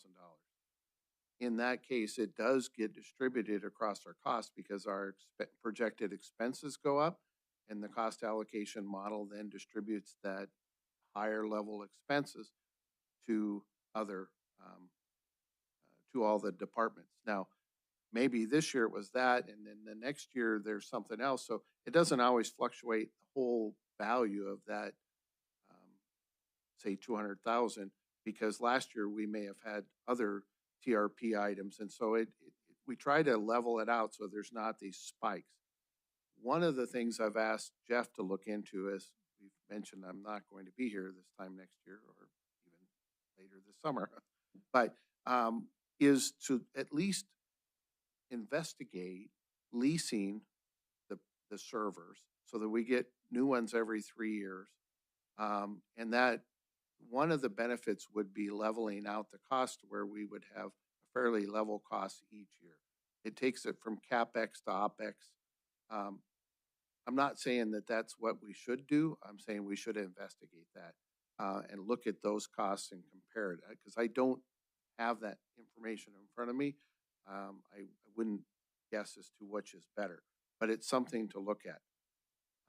One of the things you are going to see this fall when the TRP rolls around, because it's for FY27, so 2 weeks after you adopt this budget, you'll be looking at FY27 in the TRP.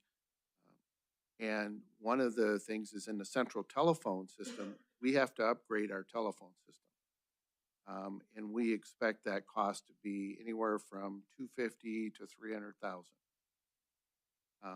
We will use some of the reserves in the telephone budget, central telephone budget, to offset that so that that cost isn't spiking the cost of the telephone system out in our telephone budget in FY27.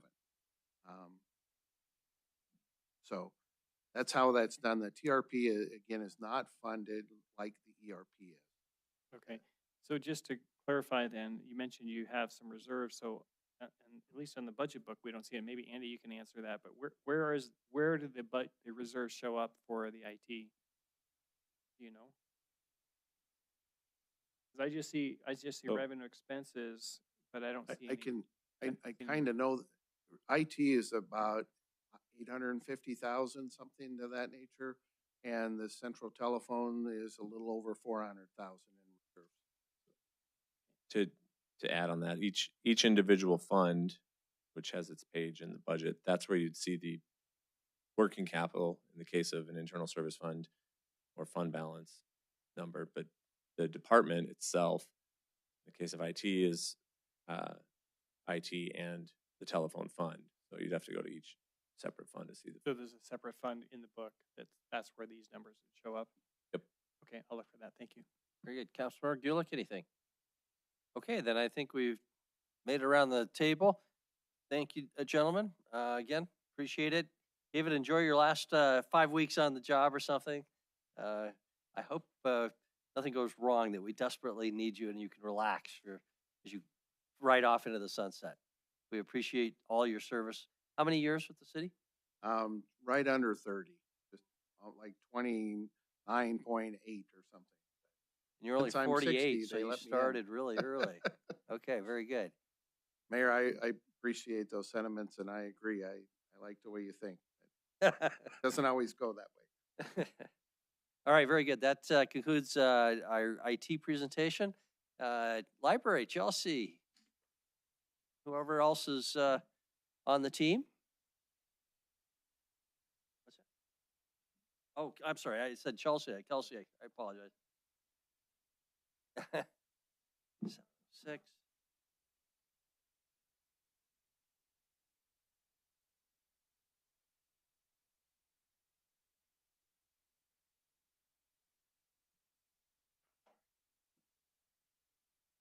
And welcome to our table. Thank you.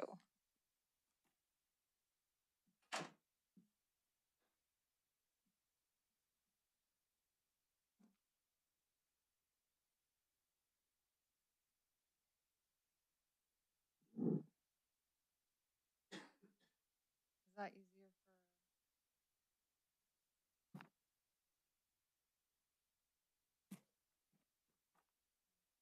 But I was worried about the formatting. How do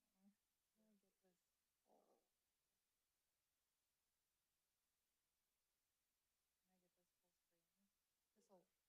Can I get this full screen? This'll, thank you.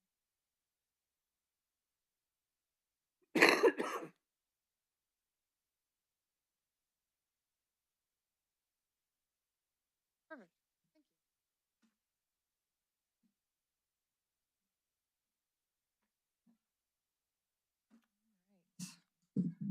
Well, good evening, Mayor and Council, everybody. Get this situated correctly.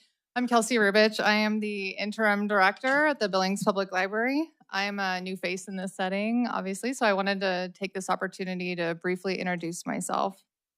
I've worked in libraries since I was a teenager, starting with my first job, shelving books. After that, I worked for several years in 2 large library systems in Washington State before moving to Billings about 11 years ago when I started working at the Billings Public Library as the senior outreach librarian. Over the past 4.5 years, I've moved into a series of leadership roles, starting with the information systems coordinator to the assistant director and now as the interim director.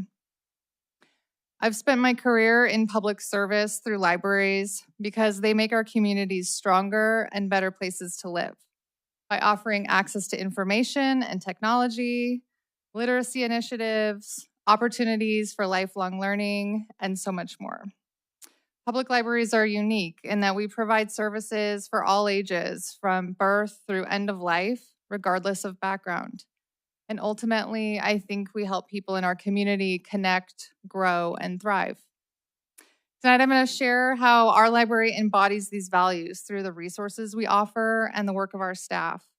I'll highlight some of our key accomplishments from the last year.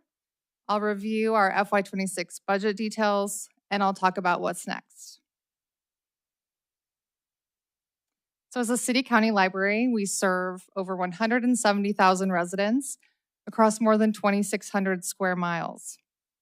Our central branch downtown is 70,000 square feet. It's a LEEDs Platinum facility, and it's open 6 days a week for a total of 63 hours. It's operated by a team of 38 staff members, and I do want to take a moment to acknowledge the work of our staff. Everything that you're going to see in these upcoming slides is made possible by their hard work, expertise, and dedication. Because of the size of our service area, we know that not everyone can make it into our building. So we work to bring the library out to where they are. We do this in a number of different ways. We have 2 bookmobiles. The large one in the top square in the middle there serves the entirety of Yellowstone County, from Broadview to Custer and everywhere in between. It's out on the road 5 days a week. Our senior outreach bookmobile is out on the road 3 days a week and visits senior living facilities. I think they stop at about 19 of those every month. And they also do home deliveries for folks who are homebound and unable to get around due to mobility and medical issues. We also have our bike library. I'm excited that we're about to launch that again this year. You'll see that out on the streets doing programming in parks and attending large community events during the summer months. We've got our 4 Library Express lockers. So this is an initiative that continues to grow and be successful. Started about 3 years ago, allows people to request materials online, select a locker for pickup, and then go and grab it when it's convenient for them. These are located all through our community, and I'll talk a little bit more about that in a few slides. And finally, we have 2 story trails located in local parks. Over the past year, our staff has conducted more than 1,000 outreach visits, getting out into our community at places like rural locations, those senior living facilities I mentioned, schools, community events, and more. And more than 57,000 people have a library card. That's about 1 in 3 people in our service area. Last year, we also welcomed more than 280,000 visitors through our doors, but we engaged with thousands more at those outreach locations that I mentioned. We circulated more than 718,000 items in the last year. Oops. And our meeting spaces were reserved over 2,600 times, totaling more than 5,300 hours of community use. To help put this number into context, we only have 7 reservable rooms in the library, so I think that makes that number even more impressive. And finally, thanks to the hard work of our staff and some really great partnerships we have with local businesses and nonprofits, we've been able to offer over 1,200 free programs to all ages in the last year. Technology access is essential, and the library plays a key role in meeting this need. In the last year alone, we've seen our public computers used more than 33,000 times. And we've had hundreds of thousands more who have connected through our in-house Wi-Fi. Our secure charging lockers have been used more than 12,000 times. And our circulating hotspot program has provided over 150,000 hours of internet to folks in our community. But access alone isn't all that we do. Our library staff also provide one-on-one instruction and tech help every day through tech cafe appointments, classes, and informal support at our service desks.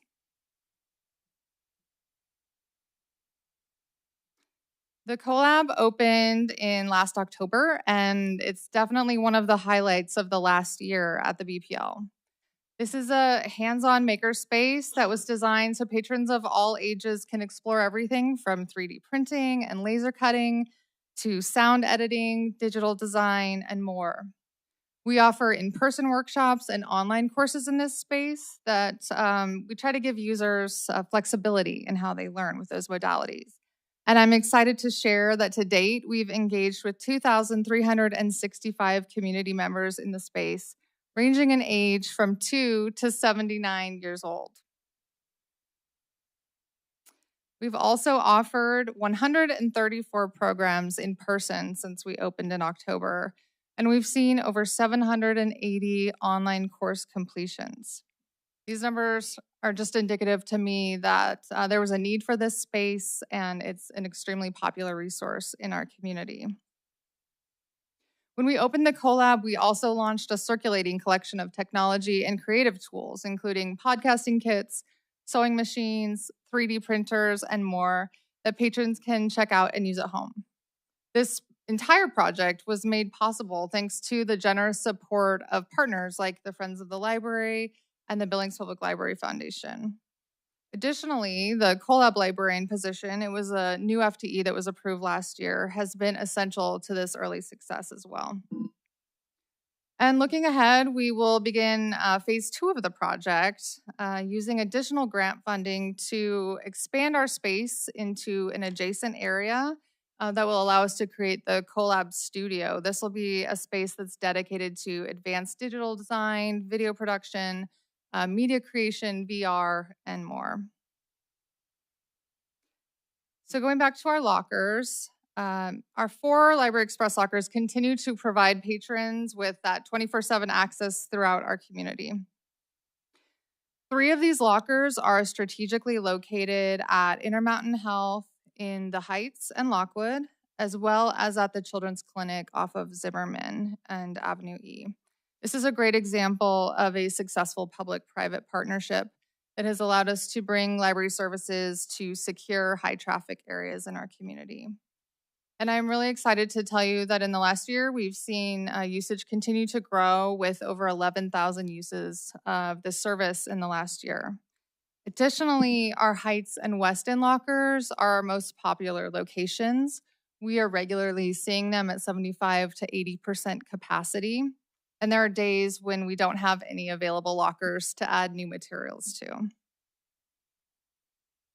This is another project that has been funded majorly by the Billings Public Library Foundation. And I also want to mention another highlight of the past year. This service led to us winning the Montana State Library of the Year Award, which is a really great recognition. Also want to tell you that, when we kicked this project off, we were the first library in the state of Montana to implement something like this. And 3 years down the road, we remain the only library to do so.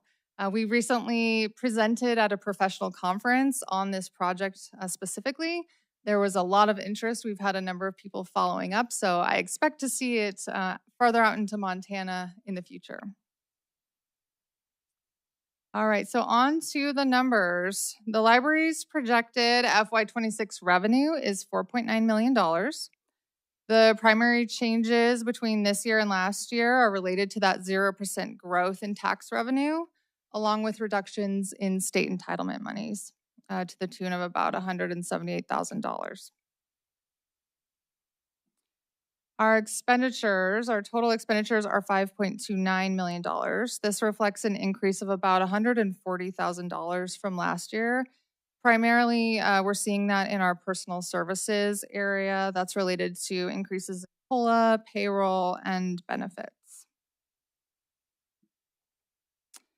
And then our fund balance. So our projected fund balance right now is $5 million. After we account for our obligated cash reserves, which are listed on this slide, we are left with an unobligated available cash balance of about $2.5 million. So in response to the recent unexpected revenue challenges that we've been experiencing, we did cut almost $400,000 from our budget. That includes deferring maintenance projects, delaying equipment purchases, and postponing some new initiatives. But even after those reductions, we're seeing a gap of about $330,000.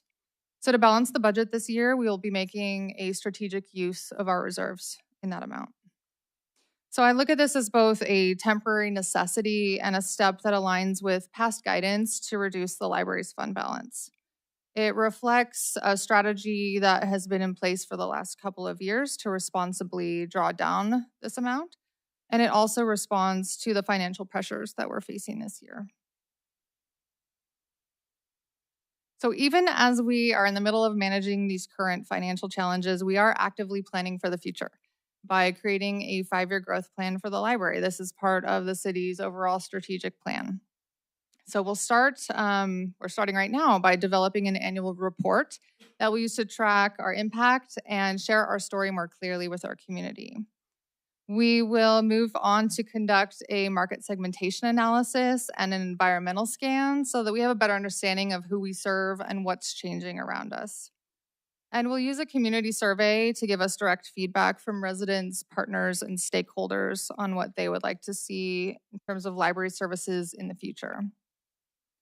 And as a final step, we will work with a consultant to interpret these findings and determine what the most effective next steps are. So this isn't something that's going to happen overnight, but I think that even as we face the challenges that we are today, we're still keeping an eye on long-term planning. We're aligning services with real needs, and we're looking to make smart decisions for the future. And with that, I'm happy to answer any questions. Good, thank you, Kelsey. Start in the middle, I went this way. Why don't we start here? Councilor McGulick, anything?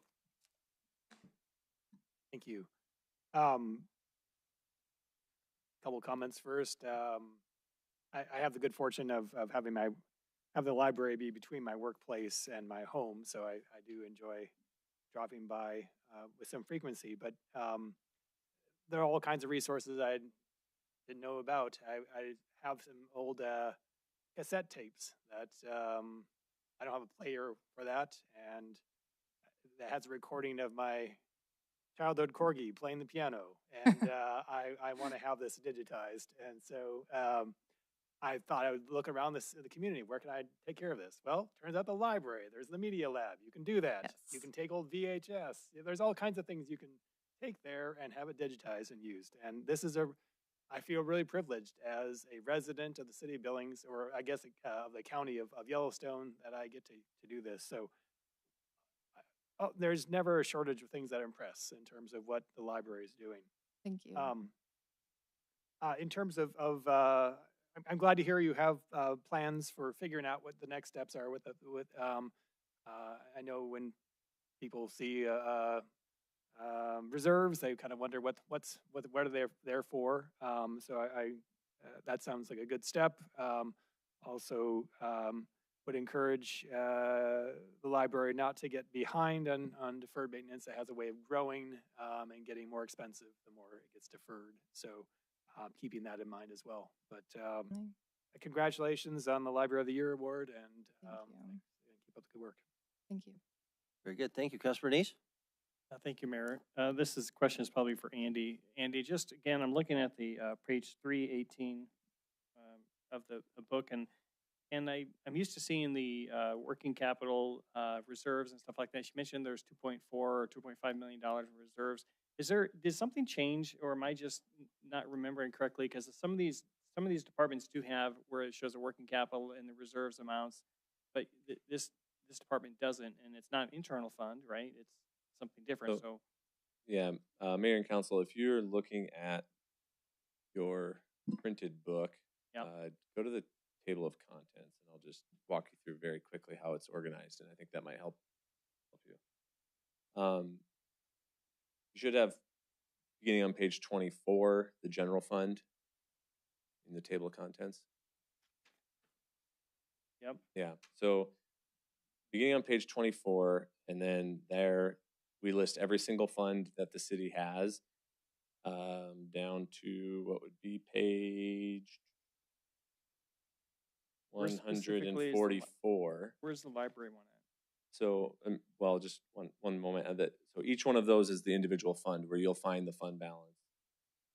Beginning on 222 is where you find the departmental overviews, which might have multiple funds for one department. The library does not. The library fund is a special revenue fund, and that is on page, City County Library is what it's called.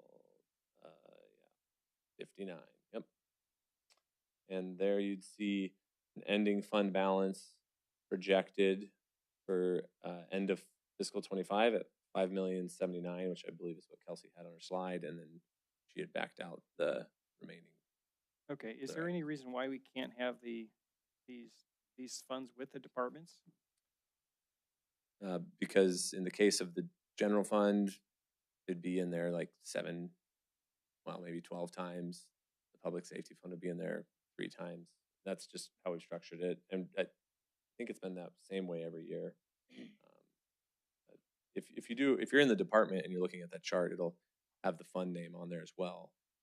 Okay, which should assist.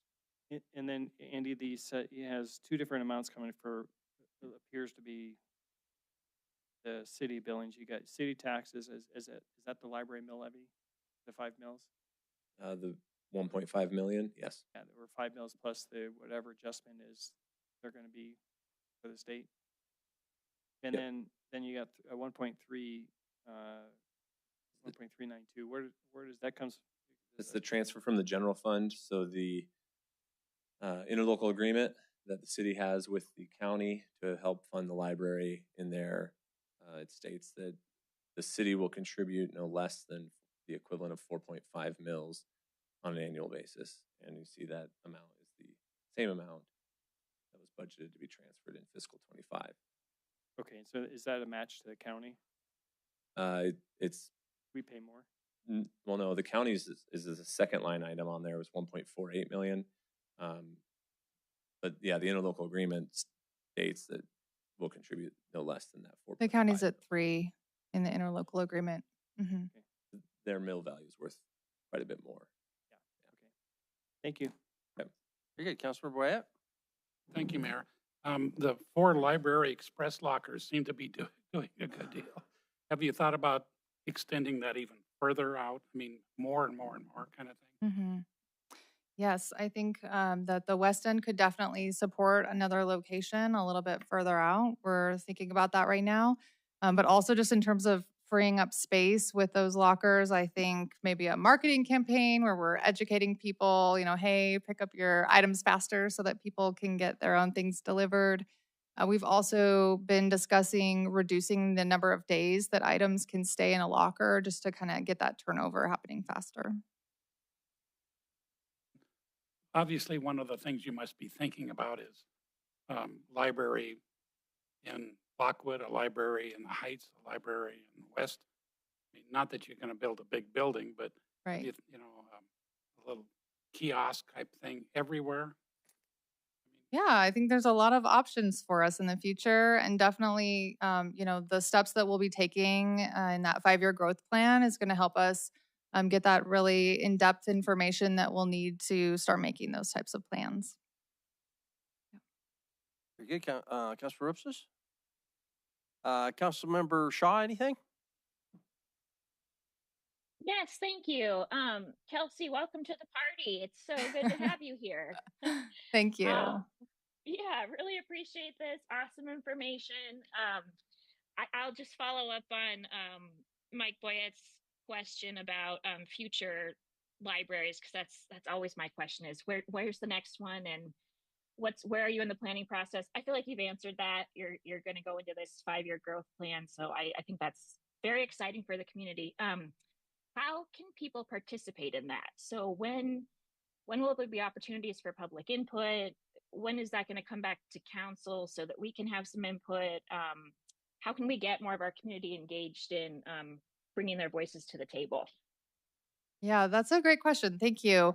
I don't have specifics on timeline just yet. I think we're in the very early stages of that. Like I said, we're kind of starting with this annual report piece, and then we'll move on to the market segmentation analysis and environmental scan data collection pieces. I imagine that taking a number of months before we're at the point where we're asking for community feedback. But I can assure you, I will come back and make sure that everyone's aware that we're starting that process, and we will, heavily market that through all of our social media channels and with our partners. Great. Well, count me on board of trying to help get the word out about that, because you guys have done such a good job. The library is just the shining jewel of our community, and I think a lot of people will be excited to talk about the next stage. So thanks so much. Yeah, thank you. Very good. Thank you. Councilmember Owen, do you have anything for us? No, thank you, Mayor. Thank you. Councilmember Rogers? I have 2 comments and 1 question. I'll start with the question. So who services the express lockers? How does that work? Yeah, we have 2 dedicated staff members who we call our locker techs, and that's their primary responsibility. So they're processing all of the requests, they're sorting them in our workroom, and then they're delivering them to all of those locations each day. So comment 1, your room reservations. I know that I personally have made about 3 dozen of that number, the 2,600.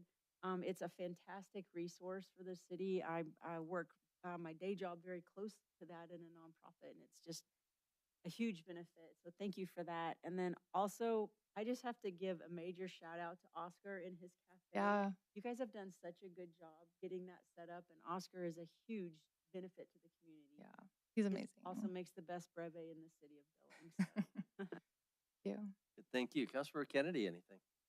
Councilor Aspenlighter, anything? And just a comment. Every time I come in here, I want to be a critic of the library, and every time I walk away, like last year, I told Gavin, "There's no way in hell you're getting an FTE in the budget," and I voted for an FTE in the budget, and I think that's a testament to the work you guys are doing. I'm not a frequent user of the library, but I hear all the stories of the people that are, and the impact that has, and I'm. Like I said, I always want to be a critic, and I am critical of the reserve balance that the library does carry. But you guys are doing great work, and I'm appreciative of what you're contributing to the community. I do appreciate the look introspectively that you took in this budget cycle and proactively coming up with solutions without us forcing you to come with solutions and working down your reserve balance. You are the only department that did that, and I appreciate the leadership in listening, hearing what we're saying, and proactively taking steps to contribute to the solutions here without us having to try to force or pull it. I think that's leadership that I certainly appreciate, and I want to acknowledge that. Thank you for that in this budget cycle. Good, thank you. Kelsey, my question also goes to that next stage growth issue. I appreciate your rightful circumspection and not trying to speculate about what that next picture would look like until you've gone through this planning process. We all understand the value of that. You don't want to create false expectations, and we don't want to cause you to create false expectations. But I'm going to go in that direction anyway, and ask you, based on your expertise in the industry, there, I would suspect, are rules of thumb. There are experiences of other communities. There are basic principles that have applied, at least in the past, and may or may not apply in Billings' situation. But if you can speak at all on that issue of what are trigger points for additional physical locations, however that might be measured by travel time, for example, population served, experience of other communities. I doubt in Montana, because we're probably, everybody only has one library, but we, of course, are significantly larger than any other community in the state. Are there some rules of thumb that we should be generally aware of? Sure. So I think there are actually around 5 different library systems in Montana that have branches. I can tell you offhand, Missoula, I believe Kalispell does as well. There's a few others that are not coming to mind right at this moment. As far as your question about travel time, so that's something that we noted in the initial market segmentation analysis that was conducted in 2016. That was an important piece of data that was passed along to us. And it said, if you live about 12 to 15 minute drive from a branch, if you live outside of that sort of circle, you're pretty unlikely to use that branch. And so when we were talking about the placement of where these lockers were going to go in our community, we used that as a metric for planning where they were going to be placed. Additionally, we also looked at the concentration of cardholders within our community. And so that's how we got up in the Heights. That's how we got out onto the West End. So I think those pieces of data, while they helped us plan that locker project, are also going to be similarly reflected in something larger.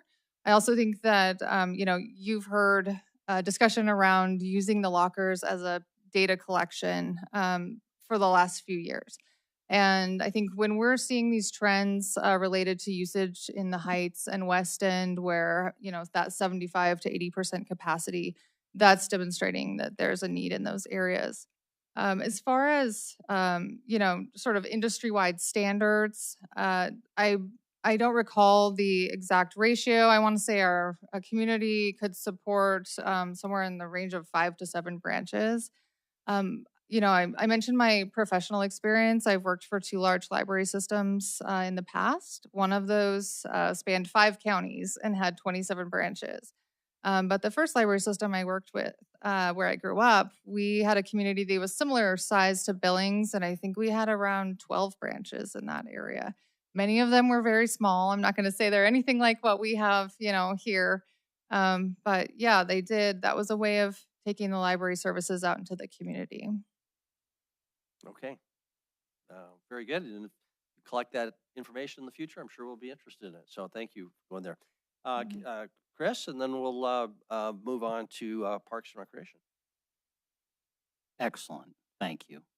Great presentation, Kelsey, for your first of many budget presentations going forward. Well done. Very good. Thank you. All right. Appreciate. We'll go to the old library guy. Yeah. Council, it is 7:30, so feel free to, while Gavin gets positioned, if you want to take a break, do so. And seem to require a lot of persuasion there. So we will then, let's take a official break. The audience, feel free to leave. It's 7:36. We'll start as close to 7:40 as possible, but realistically, it'd be 5 to 7 minutes probably.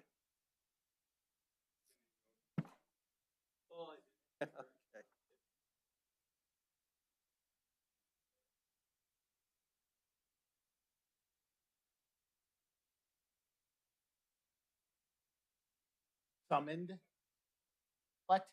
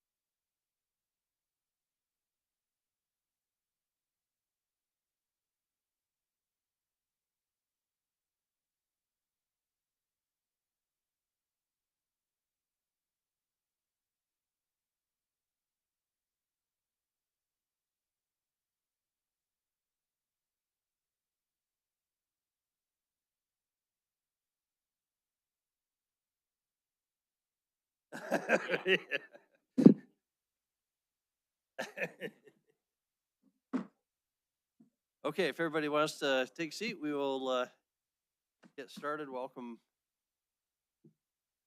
back. Congratulations on exactly your 5-minute break. So we left off with the old library guy. Gavin, welcome back with a different hat on, so to speak. We appreciate your stepping up in this way, and welcome to your new world. And with that, we'll just turn it over to you. Thank you, Mayor and Council. I'm excited to present tonight's Parks, Recreation, Public Lands FY26 budget. As I did in my previous, a couple shout outs to some individuals that helped put this presentation together. Allison Thompson, Melanie Tragg, Cole McQuillan,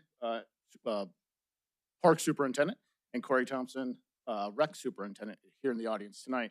So one of the things that have had 7 weeks to kind of explore this department, I thought I would start off with priorities, get into the financials, and then accomplishments, and then end with a conversation of the Amen Rec Center and then possible 5-year plan. There's a lot of moving parts here that are still yet to be explored under my leadership. So I ask you to think about that as I present tonight. One of the things that I wanted to emphasize tonight was our priorities for FY26. So as we were putting the budget together, many conversations, the number that was thrown out of $778,478 that we reduced from our budget, okay? That obviously shifted priorities, strategies, things of that nature. So what this slide represents is, I think, a realistic viewpoint of some of the priorities that we have to tackle as a department. It does not mean that the things reduced from this capital or prior priorities doesn't mean that those are expendable. I want to keep that in mind. That means that we down the line in subsequent years have to figure out how to work those things in. So this slide basically looks at outreach, communication, advertising, forestry options, rec, some park projects. Obviously, the ARC is on here. All of this is just to show we've got a lot to do, okay? One thing that I really want to put emphasis on is the bottom portion. So under my leadership, we're starting a new model. Everything that we build will promote.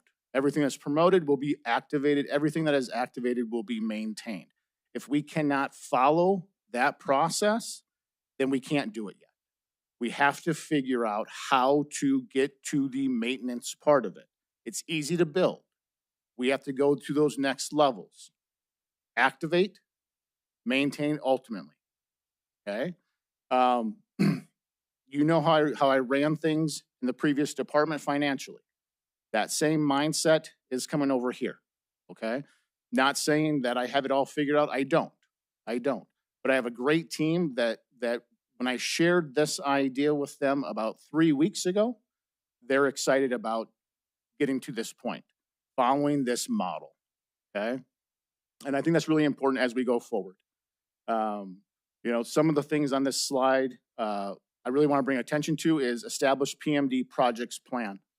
One thing that I hope to have to you all by July is exactly that. What projects do we have and what PMDs and what monies do we have to complete said projects?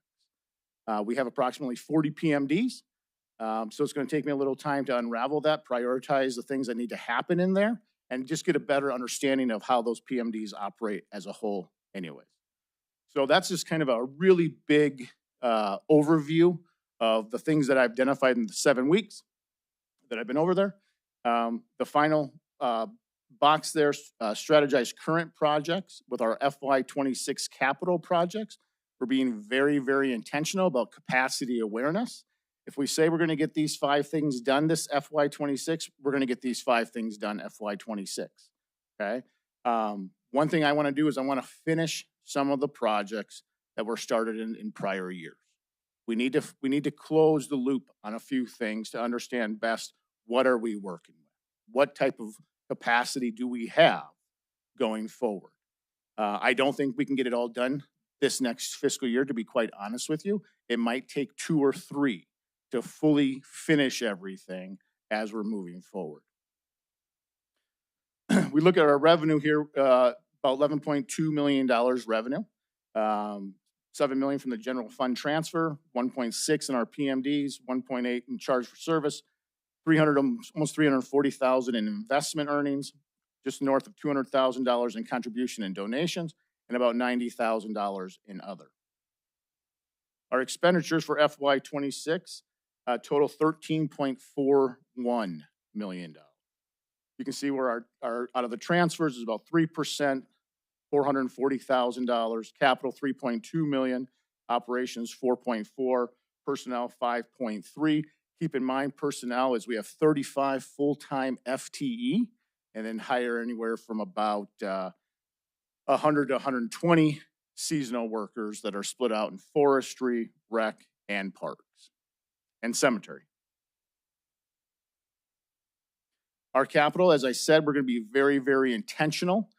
Some of the projects that were eliminated from our plans are, not, again, not expendable, but they're either we have to figure out in subsequent years where to put them, or we need to explore different funding mechanisms for them. Those 5 on there, I apologize that the slide deck, this is the one slide I did not change before submitting it. One, there's a typo in capital. My apologies. I promise you, I do know how to spell capital. And the other being south and east shops at the south pool there. We do want to repair those roofs. So it's about $300,000. I'll resend this presentation that has all of that in there after this. But again, we're being very intentional about our capacity for our capital projects. Some of these projects have been kicked down the road enough that I think it's time to get this done. In the way of the Mill Ice Park irrigation system, I think it's important to note that they're not just, it's not just a new fancy technology to incorporate. Right now we have a manual system that takes approximately 20 hours a week to have someone run that, okay? Automated, we would save about a full half position of labor a summer when we automate that. Additionally, we'll be able to have more energy efficiency, and we'll have water efficiency once automated as well. As we look at different irrigation automation systems, we did have a different one on here for Spring Creek and Evergreen Parks as well. That's a project that, again, it's not expendable. We just have to figure out down the road how to get there.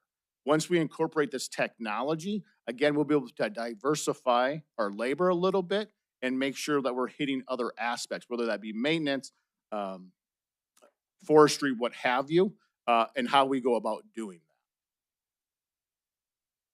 that. You know, with all of that being said, I mean, this department's had a lot of really great accomplishments over this past year. Out of the rec department, great partnership with SC2 with middle school recreation division, expanded Rec to You over the year. We're exploring on how we can even expand that further. We've had, you know, this year, the first 10 days that we opened up for April, over 1,600 participants were registered for summer camps and programs and activities. Here's a fact that I think is really, really interesting, and it's really indicative of people who interact with parks and work with parks. Nearly 75% of our 2025 seasonal temporary summer staff came back. That's huge for us because we don't have to train as much now, and we can get into the activities right away. Yes, there's going to still be training, but that's the type of people that Corey is able to continue to lead, that want to come back, participate, plug in with parks. On the, the rec side, on the park side, again, a whole slew of different accomplishments throughout the year. Everything from the Pioneer tennis courts, Castle Rock a parking lot, restroom remodel, Poly Vista playground parking lot, North Park implementing SEPTED, solar lighting, demolition of the old handball courts, and many, many more. it shows again also just how diverse the projects are that happens in Parks and Rec. At the cemetery, same thing. We see in that top right or top left corner, the installation of the big planters there.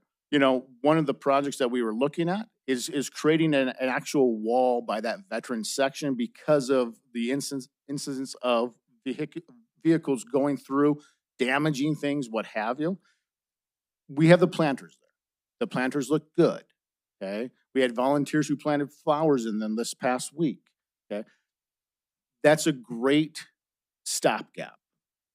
We got to figure out how we can build that wall, okay, in that spot for that portion of the cemetery. Now, I'll be very honest. I don't think we can just stop there, though. We need to figure out how we can go all the way throughout the cemetery. Brandon did a great job with the Patriot Run, expanded that program and had great participation. Nick Miller with Arbor Day did a wonderful job. 430 students, 18 educational booths out there. Really great again. Nick and tree maintenance. Over 50 trees removed throughout the parks that were hazardous. All of that to say, every day I could send you something that's one of the divisions did that bettered rec, parks, our urban forest, the cemetery. It doesn't matter, okay? Every day we're looking at how can we make our open spaces, our parklands, our rec programs better for everyone who utilizes them. That's one of the frustrations of mine coming over to this department is I'm a data guy. There's always lots of numbers in library. Okay, we have to figure out how we capture our numbers here that will tell a better story. And that is also one of the priorities, as you saw on that first slide. Coming up with a better communication plan, advertising, marketing plan that we have to get comfortable beating our chests. Because again, I've been over there 7 weeks and I've been amazed at all the incredible things that the different teams do in this department. So more to come on that. This is the slide I think we've all been waiting for. The Amen Rec Center. Okay, so I sent an email out to some of you this past week. If you recall, back in April, I said I would like to start a subcommittee to start really investigating these bulleted points about operational modalities, hours of operation, operation policy, creation of or not of either the facility or of a board for the facility, for the campus, a continuity of services plan. You can see right there in just that list, you have two different wolves fighting. A third party potentially running it, Parks and Rec running it. I'm trying to balance both right now to give all the information so to make sure that we do solid by the citizens. We want to make sure, yes, tournaments are important. So is public access.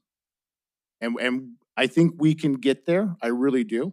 The first is a subcommittee to start exploring these things. Councilmember Kennedy, tonight you kind of brought something to my attention that I overlooked. And I think the easiest way to go about creating this subcommittee would have been to one person from every ward to sit on that subcommittee. I want to kind of investigate that at the Q&A portion of this. I'd like to hear your thoughts as a body, what you think about that. So with that, this is our 5-year plan. Now the 5-year plan, as we know with next year's budget and the continued complications, Councilman Boyette, you asked, where does that 560 number come from that you see in all of those? That comes from the 2017 comprehensive plan that would show divided out in shortfalls over the years. So that's where that number comes from. This number or this graph, this path, if you want to call it as such, again, 7 weeks. I haven't touched this changed it much. Will it change? I would suspect it would. I would suspect that with my vision, leadership, talking to my teams, getting more input from all of you in the community, this could change. I think that this could change depending on the outcome of the Amen Rec Center, and other projects. So this was not intended to say this is what we're doing. This is what we have thus far as a plan. I would highly anticipate that it would change. What it would change to, that I don't know. Threw a lot of stuff out at you. I tried to make the time. Did I make the over-under, Councilman Kennedy? I said, did I make the over-under on the time? Okay. So a lot of information there, but as you can see is we just like the others and some of the others other general fund, we're being very intentional this next year on our projects and our capacity, what we're gonna do. I understand fully that this is year one of year two of our shortfalls. And I know that we don't want to talk about year two, or we don't know about year two, but I'm already thinking about year two. Are you ready for questions? Yes, sir. All right, very good. We'll go back where we started. Councilmember Rupsis, go down this way. All right, thank you, Mayor. Gavin, I guess just a few things. You asked for thoughts on the makeup of this committee related to the rec center. I think one person per ward is a fine way to do it. I just want to caution you, we like to think we know things. And take our input, but we're certainly not the experts on how to run recreation centers. So I would hope that the information we get back whenever we do have that conversation on the right way to operate that center is driven primarily by subject matter experts, with maybe our flavor, our input considered and incorporated in there in some way, right? There are very few areas around the city where we really should drive something like this. But there are very few areas where we shouldn't have input. So I think you're setting this up the right way. I want to see that the recommendations come out driven by experts, subject matter experts. That's the unvarnished. And if we choose to go a different direction, that's our right as a body, right? But I do want to make sure that we hear the unvarnished recommendations from the department there. I like the way that you're putting lots of caveats around your presentation this year. You're very new to this, and I think we're all willing to give you the grace, seeing that the great work you've done at the library, give you the grace to come in here and get your feet under you before really kind of holding you to a certain set of expectations. Well, no, not expectations. We have great expectations, but I think we're willing to give you a little leeway here as you learn. Do lean on your staff. You are doing that. I think I've provided my feedback to Chris. But one of the things that I would like to see, and that we've kind of struggled with for years, you said you're a numbers guy, and so I think you'll appreciate this, but a real cost per acre per property, per park, right? What does it cost to maintain Pioneer per acre per year? Which is very different than what it takes to maintain Highland Park, or any of the PMDs, or some of the we get to some of the undeveloped, unimproved natural areas. Those all have very different costs, and those things I think can help us understand really that budget shortfall in terms of maintenance, and have more trust in those numbers. So if we can get those as you're kind of working into getting your data compiled, that I think would be very helpful. If we can have that a year from now, I would consider that a huge success.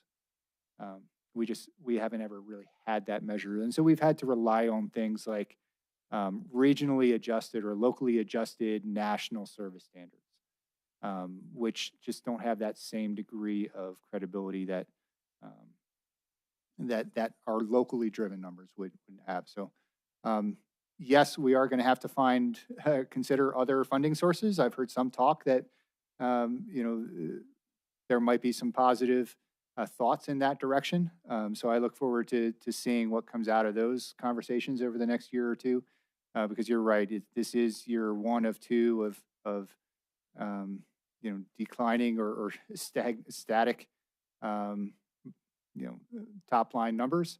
And that's very difficult because we know that this department gets squeezed historically and will continue in the future unless we find different avenues. So lots of challenges ahead for you. Happy to have you there, and whatever support we can give you as you go through these, feel free to lean on us. Thank you. Thanks. Thank you, Councilor Boyette. Thank you, Mayor. Gavin, I'm glad you're here. I've talked to you before, wanting you to do this. I'm glad you're here, but I'm glad you're there and not me. When I talked to the Sabura, I talked to the Amen Park Authority. They think they each own the thing. They don't own it. The city owns it. There's got to be a way where you can bring all of these people together, regardless of the council. But I see these entities thinking that they own it and they're going to run it. It's theirs. The sooner we get this resolved, the better. This shouldn't take forever to figure out who's going to run this thing. I don't want it to be 6 months or a year down the road that we're fighting between ourselves to get this done. I wish you luck. If you need any support, pat on the back every so often. Don't be afraid to come and holler at us. But I don't know what you're going to do to get those people to work together. So please do it. Thank you. May I speak to that, Mayor? I think so, sure. Okay. Go ahead. So I would say this way, I look at it a little differently, that the ownership of those aforementioned, it's passion. And that passion translates into just relationships. I've had a chance to speak both with the Sabura Executive Board or member and the Amen Park Development Council. Presented to the Amen Park Group and to the Sabura folks at length. I think the relationships are there. I think the trust is there. It's going to be a choreographed chaos for a little bit, but we will find that, because one thing is the trifecta out there has to be mutualistic. It cannot be parasitic from any one group, and all groups have acknowledged that to me. It's just finding that flow, and we will find it. Very good. Thank you, Councilor Bernice. Thank you, Mayor. Gavin, again, thanks for taking on this department. I have quite a few questions, so Mayor, if you have to cut me out, I guess cut me off. But I agree with Councilmember Boyette. I think we need to do this quickly about getting someone to figure out who's going to run that in RFP. It'd be my recommendation to get that done sooner than later.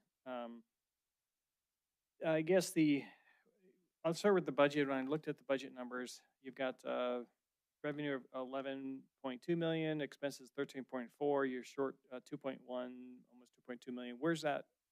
I looked at the fund balance. There's not $2.4 million in there. So where are you covering your budget from? That is a wonderful question, because that's a question that I have also asked finance. My understanding,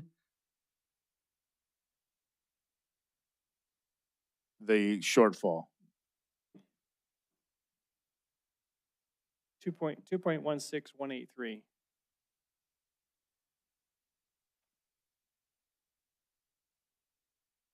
Well, he's looking that up. And mind if you ask another question? Gavin, we've talked about this before, but charges for service for the rec center. Now, this is, you've already into the department. The fees have already been set for this year, but next year it'll still be 26. What's your plan to ensure that the costs for programs, all the need for, replacing balls, courts, whatever it is going to make sure it's charged out to the users of that services?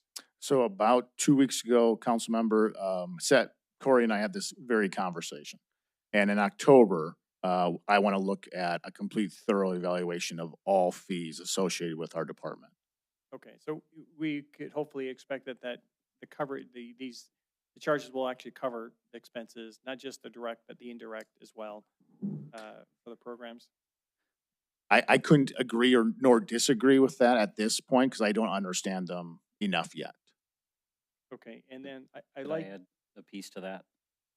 Quickly, Councilmember Neese, I think, for sure, we want to understand that data and that information. What I've seen historically in other communities, doesn't mean that's how we'll do it here in Billings, but will be, with that data, you'll be able to make a more deliberate decision about if there are any programs that you are willing to subsidize, for lack of a better term. And what I've seen traditionally there are programs related to, particular target areas, children. Not looking to underwrite men's basketball leagues, but oftentimes there's children programs that you do. So the goal there would be, I think, as Gavin and the team gains more and more of that detailed information, is they will be in a better position to make recommendations, and you'll be in a better position to make a policy call that says there are or are not a suite of programs that we are underwriting or not. well, I don't disagree with that. I think I think I've always advocated for that, especially for the low income, those who are actually have that need. But there are a lot of children who don't need that. Their parents are quite fine. So I think we need to make sure we explore it that way so that those who can pay what the cost is. And we do need to make sure we have a program that allows those who can't still participate. So don't think I'm just want everything across the board raised and then some people can't use it. That's not what I'm saying. And then I really like the idea of this build, promote, activate, and maintain model, or it can't be done. A question is going to be, you're going to find projects, you're going to find things that can't be maintained. What's your plan when you find that? What's your action going to be when something is not being maintained? So for clarification, are you saying that's going to be a new project or an existing one? Let's take both of them. You come up with a new project, but you Sure. already have some existing ones that you're looking at, and they cannot be So maintained. I'll answer in both guys. Is with existing, let's just take sidewalk replacement, something like that. I was able to sit down with Brad Wright the other day and start storyboarding out I want to create a 5-year sidewalk replacement plan. How would we go about doing that? Is that then RFP'd out to a different third party, over, is it subsequent years of year one in zone 1, year 2, zone 2, et cetera, et cetera. I think we need to start looking and strategizing exactly those types of maintenance issues. That's number one. Number two is kind of what I said. If we can't follow this model through, then we're not ready to do it yet. We have to be very, very cognizant and honest with ourselves about capacity. One thing that I have seen in the 7 weeks is that we have a very hard time saying no to anything. And that's great in a lot of ways, but not when we can't have that follow through. And it's, again, we can build something. That's the easy part. It's the 10, 15, 20-year commitment that we have to be ready for. Right, and so next week, I think on the agenda, we're going to receive a donation for more infrastructure in Coastland Park. So are you saying that we won't accept those donations because if we can't maintain that type of stuff? Or you would say, I'm sorry, we can't really accept that? Not on something like that because it's low hanging. It's a sign. So we can maintain a sign there. Now, if it were a built out trails, what have you, today, I think we'd have to be honest and have that honest conversation of, should we do this right now? And the other side of that is, if we do this, what do we sunset over here? Right. Okay, thank you. I appreciate that. Any luck? Where that 2.1 million is coming from? Yeah, so Councilmember Neese, Mayor and Council, the 1.2, you're asking where the use of reserves is coming from, correct? Yeah, 2.16 million is what I'm calculating.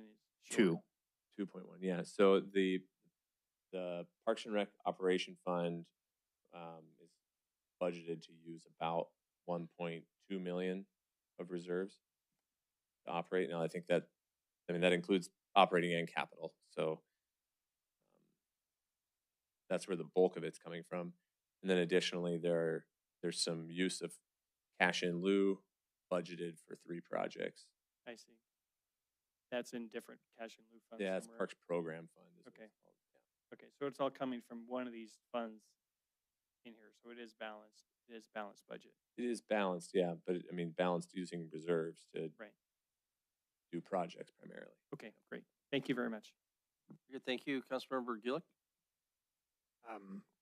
Thank you. Yeah, I appreciate the focus on the build, promote, activate, maintain model. And I, also support expansion of opportunities as we have capacity. We're gonna have to build that capacity over time and have a real strategy for doing that. I support the expansion of the trail system. It was a number 1 priority in our 2017 comp plan, and was with a statistically valid survey there. But I also think, we have the transportation alternative funds that we've been using and leveraging. Let's look and see if there can be a trails maintenance with that for Swords Park Trail, crack maintenance, that kind of thing. I think we can't build too fast, and we need to maintain what we do have.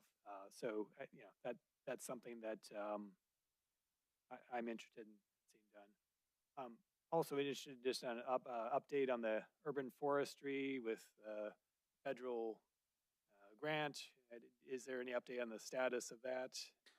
Yep, and that's one of the FY26 priorities is getting that reestablished. So this week I am going to send off an appeal letter after legal has reviewed it to see if we cannot get those grant monies back. Okay, great. And I even if we are not able to secure the grant, I think I had a lot of constituents who were part of the coalition that was helping work with city staff to get that grant. And I know that they're eager to see urban forestry program developed with a tree board and things that are required of being a Tree City USA. And so just being able to mobilize a lot of the community efforts that are already out there is great.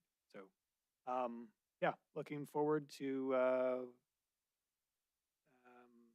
working with you as this gets implemented. Thank you. Very good, thank you. Gavin, my question first is about the possible adopt a park plan that was on your first list there. Yeah, the very first item. And then I've got some questions / comments about the operation of the basketball facility. On the adopt a park plan, can you just tell us a little bit more what that might look like? I recognize it's conceptual at this point, but in particular, is the idea in-kind services for adoption or financial contribution or to be determined? Both. Mayor, that's a great question. By happenstance, we do have a few that have already partnered with us. So a press release went out earlier this week. I think it was actually last week that talked about this a little bit. So it's in kind. It is not a financial, giving. Now, if a entity wanted to financially help us out, we wouldn't say no, I guess. But no, we're looking at different groups or organizations that would adopt a park, help with, trash cleanup and things of this nature. Jake Milliron is heading that project. Right now it's in its infancy, literally just started. It has been in the works for about off and on this past year. So we'll see where this takes us. Okay, and if we weren't copied on that, we probably were. Would you just check to make sure that the council is, whenever there's a Sure. press release like that, I think, why not make sure the council is always copied on everything that you send out. And then on the issue of the operation of the courts facility, a couple comments. One is, in addition to involving the council, it's really important that the public be involved and the process have credibility in the eyes of the public. And the previous effort that was done for the large concept recreation facility was really unprecedented in the amount of public input. Maybe that was overkill at this point, at this scale. It went on for many months, but involved dozens of people. So I would highly, highly recommend that you look at that process, but including those specific people, because they had a stake in it as well. Also, similarly, with the goal of not trying to reinvent the entire wheel, the Ballard King study that was done on the previous report should be required reading for anybody who is on that committee. Again, we've been down this path. Doesn't mean we've been down the right path completely, but there's so much learning in there. And then similarly, based on that process, which I was part of, there's no substitute for seeing. And that means once you have a better idea of what models you're interested in, going and looking at those facilities, which will require leaving the state. We went down to the Denver area, toured about half a dozen of them. You learn so much from the individuals there, and you'll need a budget for that. But I'd say that's absolutely critical. And then also, it's a small facility, and so as these things go, and so that means there are not the economies of scale for an outside private operator. That means I think it's going to be harder to attract. So maybe local nonprofits like the YMCA also need to be part of that process, just to take determine their interest as a possible option. And then the last thing, Councilmember Rips has mentioned the possibility of developing data on maintenance cost per acre of our parks facilities. I would include in that cost per user. And specifically, as we have this funny legacy system of funding our parks, with legacy parks being funded out of our general fund, in typically older parts of our community, 100% out of the general fund, which we all share in, versus park maintenance districts funded completely out of the local user. There's a basic inequity there. And so if we're looking to save money going forward, and I've said it before, I do think we need to identify the least used general fund parks and considering shutting them down or significantly reducing their services, but making sure the neighborhood has an option to supplement through a park maintenance district to make sure those parks continue in operation. So I just wanted to put that model out there for further consideration. A lot of those were comments, not questions, but if you want to comment on any of them, please feel free to do so before we go to Councilmember Aspenleiter, but don't feel any obligation. Sure. No, Mayor, I think you make some great points. And I would say two different things. So Placer AI, that the DBA uses. But basically what it does is it pings cell phones and it looks at how many people or what area you get to decide what the map looks like, what have you. Anyways, we are partnering with them. We're in talks with partnering with them so that we can use one of their, I'll call it nodes. You get 5 nodes per contract. They did run some numbers for us, and we can actually, I'll share the data that we received. We did it on, I believe it was Pioneer Park. I think we might have done Rose Park as well. That showed exactly that. I can get you exact numbers, how many people utilize that park per day, per month for the 12-month time. I haven't shared that yet because I don't fully understand it quite yet. And I would like to get a little better grasp of that before sharing that. So that'd be number one. Number two is Councilman Rupsis is leading a great committee for the property disposition. We have identified different properties. If you do go to the Parks and Rec website, we did overhaul the webpage, the property disposition webpage that has a current list of all properties, committee notes, links to the GIS of that area.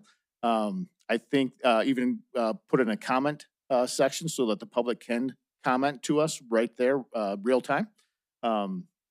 We are, I guess I'm cautiously optimistic to say, maybe, But I think we're closer to identifying the true properties than that entirety of that list.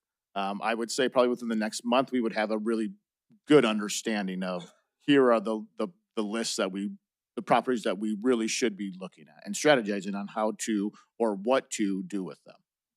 Okay, very good. Thank you. Councilmember Ressler? Nothing. Councilmember Kennedy? Thank you, Gavin, for looking at an expanded group.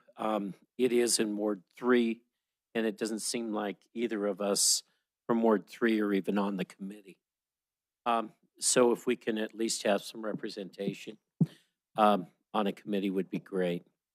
The real thing is, in Ward 3, when I went door to door, the majority of folks in that district, and I'm talking Central Terry, I'm talking over in the Southwest Corridor, over there by Amen Park, they were probably 80% opposed to the bond issue for the Amen Park buildup over there, that the park recreation area. And the reason for it is because it was too expensive and a lot of people are on fixed income. Now, when we talk about a public meeting and people coming, you need to also talk to the people that live in the area, because a lot of times we forget the people that actually live in the area that have to pay for these things. Because really what happens is someone that has a passion for a certain area or a trail or whatever, or a dog park or whatever, is going to affect the other folks that are still trying to figure out why we're going to charge them to use a park, charge them or bring fees up. So those folks need to be brought into the conversation. And that's real important, especially with parks. With this basketball court, the one thing that's real important is if it can be more efficient for someone to run it, then we need to look at that. If it's going to cost us a lot more money to hire staff through the city and to run it, then we ought to look at the other method. And that's the data that we need to look at those hard, cold numbers of what we're going to do. I have just two more things. We are hoping to expand the Suburra and come over all the way to the refineries. And this is my opinion and the opinion of the folks on the South Side Task Force, is that we look at the design build and get that project off the ground as soon as, and I talked to Wyeth at the Suburra meeting the other night. He said, hopefully by the 1st of August, we can get something to come back to the council. And we need to get that going so we can move forward on the South Park pool project. I invite everybody. I invite the council people to come on the first day of the pool opening. We'll be serving hot dogs to the kids and having lunch for them that day as the pool opens. But the one thing about it is, I think everybody needs to look at the changing areas and stuff, because it's in really, really poor shape. My last comment is, as we looked at Sacagawea Park and some of the other parks, even Highland Park over on the south side, the one thing is we turned around and took everything out of there and spent $250,000 to whatever, $500,000 or whatever, and replaced the whole thing. That's nice. if we were really flush and we had a lot of money. You know, after looking at over in at Central Heights at Sacagawea Park, the one thing on the equipment over there, there were a few pieces of equipment that probably could have been replaced. I don't think we had to tear out the whole thing at this time when there's a funding issue. So I would just hope that you would look at each area and be very fiscally constrained, making sure that we give the people in the area the opportunity to have functional equipment and everything, and keep the grass green and cut and things like that. But we don't need to just tear up and do a $250,000, $500,000, $1 million project, because that would be nice for, it would look good. And that's some concerns I have. Thank you. Thank you, Councilmember Rogers. Congratulations on taking on an enormous elephant to eat.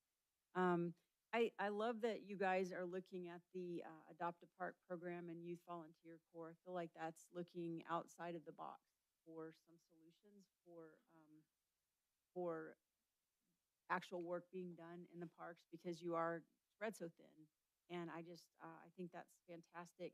Communicating better with your communication plan and marketing strategies. I just think that is exactly what you should be doing, reaching out to the community for getting them involved. It's their parks, it's their trails, and doing this. And what an awesome thing with the Youth Volunteer Corps to get kids their volunteer hours that they need, and then help raise them up as future leaders. So I just want to say good job on this. Very good. Thank you. Online, Councilmember Shaw, if you're still with us, do you have anything? Yes, I'm still here. Thank you.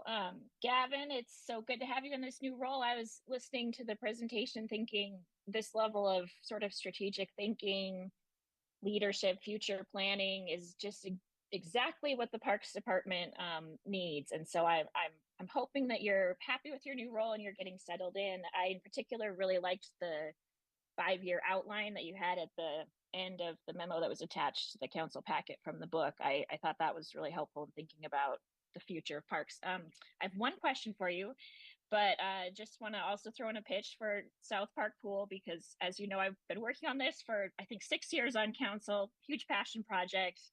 Really want to see this get off the ground in the next few years. And I was sitting here thinking, I don't think anyone on council needs to be, lectured about the state of it. If they haven't seen it, they should go down the slides this summer. They're old playground slides, literally old playground slides held together with duct tape, with a hose that gets put through them to make them into water slides. I went down one last year and it was a wild, little bit unsafe ride. My question for you has to do with aquatics. I saw the increase in the budget of trying to bump up the lifeguards' pay a little bit to try and make sure we have enough lifeguards and seasonal workers. I know last year we did not, and so the wading pools didn't open. And I know they're difficult to staff because they need 2 lifeguards. We only have 2 wading pools, but it was a pretty big deal for the Pioneer Park neighborhood, and my phone rang about it constantly. So my question for you is that increase, do you think, going to be enough to get enough staff to open the wading pools this summer? Councilwoman Shaw, great question. One, yes, we believe it is enough. And currently, as of this presentation, we are looking that we will have no delays in opening the wading pools. Yes. Okay. I'm so excited to hear that. So that will help my phone not ring as much. I know it's a small thing, but it really does make a big difference in the summers, and seeing those sitting vacant is just so sad. So really appreciate that. Thank you. Very good. Thank you. Councilmember Owen. Thank you, Mayor. Gavin, I have just a couple of questions and assorted comments here, but want to start with echoing Councilmember Shaw. What a breath of fresh air this presentation is tonight. And even where I might disagree on some of the priorities or decisions, at least you've given us common ground to work together from. So can't say enough how grateful I am for your leadership here. This strategy that you've articulated here of activating our spaces, I think is so critical. And so I just want to join the voices that you're hearing saying that absolutely should be the priority. I think we need to do better in demonstrating return on investment to folks, and this is a perfect way to do it. So, in that vein, I want to sort of ask you a couple questions about sort of what was just raised on the lifeguards and staffing in general and activating spaces. I think the foray into middle school basketball was interesting. I think it's had some challenges, some lessons learned, and all that's great. But I do believe we have opportunities to activate spaces and build partnerships with School District 2 that are largely unexplored. And they might represent revenue opportunities, but also opportunities to think differently about our FTE and about our staffing models. And I just want to hear from you if you're open to going deeper in that relationship with School District 2 so that maybe some of these seasonal positions can be revenue justified through fees for programs to move to full time and give us some stability to co-activate spaces together and really sort of optimize how local governments work together. Is that something that is on your radar screen? Yes, Councilwoman, I would say that if there is a pathway where we can have stability, absolutely. Great. I specifically in terms of efficiencies and staffing, it seems that in previous years and in this one as well, where we have funding limitations, the irrigation projects are the first ones that get cut, and yet they seem to be the most important in terms of operational efficiency. So, why are we doing that? Why are we taking out that irrigation project instead of if we're going to be using reserves, why not use it for the capital investment that bears fruit over the long term?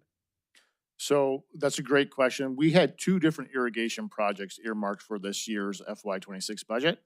We kept one of them in there. We removed one, again, at Spring Creek and Evergreen Parks.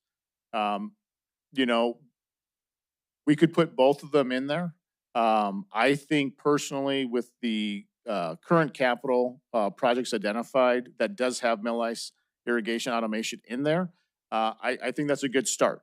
I definitely don't want to say that the others are not worth it, but what we can say with the mill ice one is right there, we know that we can take that labor of that seasonal, and once automated, we can use them in a different way. I can't speak to Evergreen or Spring Creek. I don't have that knowledge.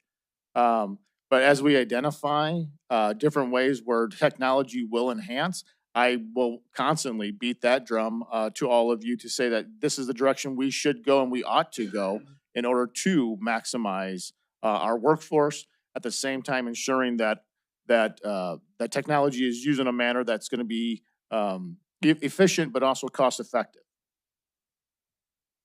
Yeah, okay. I think that's really important that we keep doing that. I mean, I think I am concerned, I'm sure you are as well, with the use of reserves in this budget cycle. It is certainly not sustainable.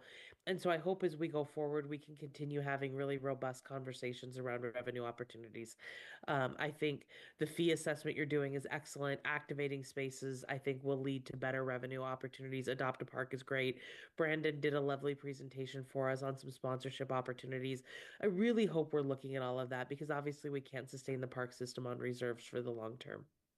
No, The last thing I wanted to mention, Gavin, and just to make sure we're on the same page here, you had mentioned in terms of your priorities, the sort of PMD strategy and the work that's being done on assessing of parklands.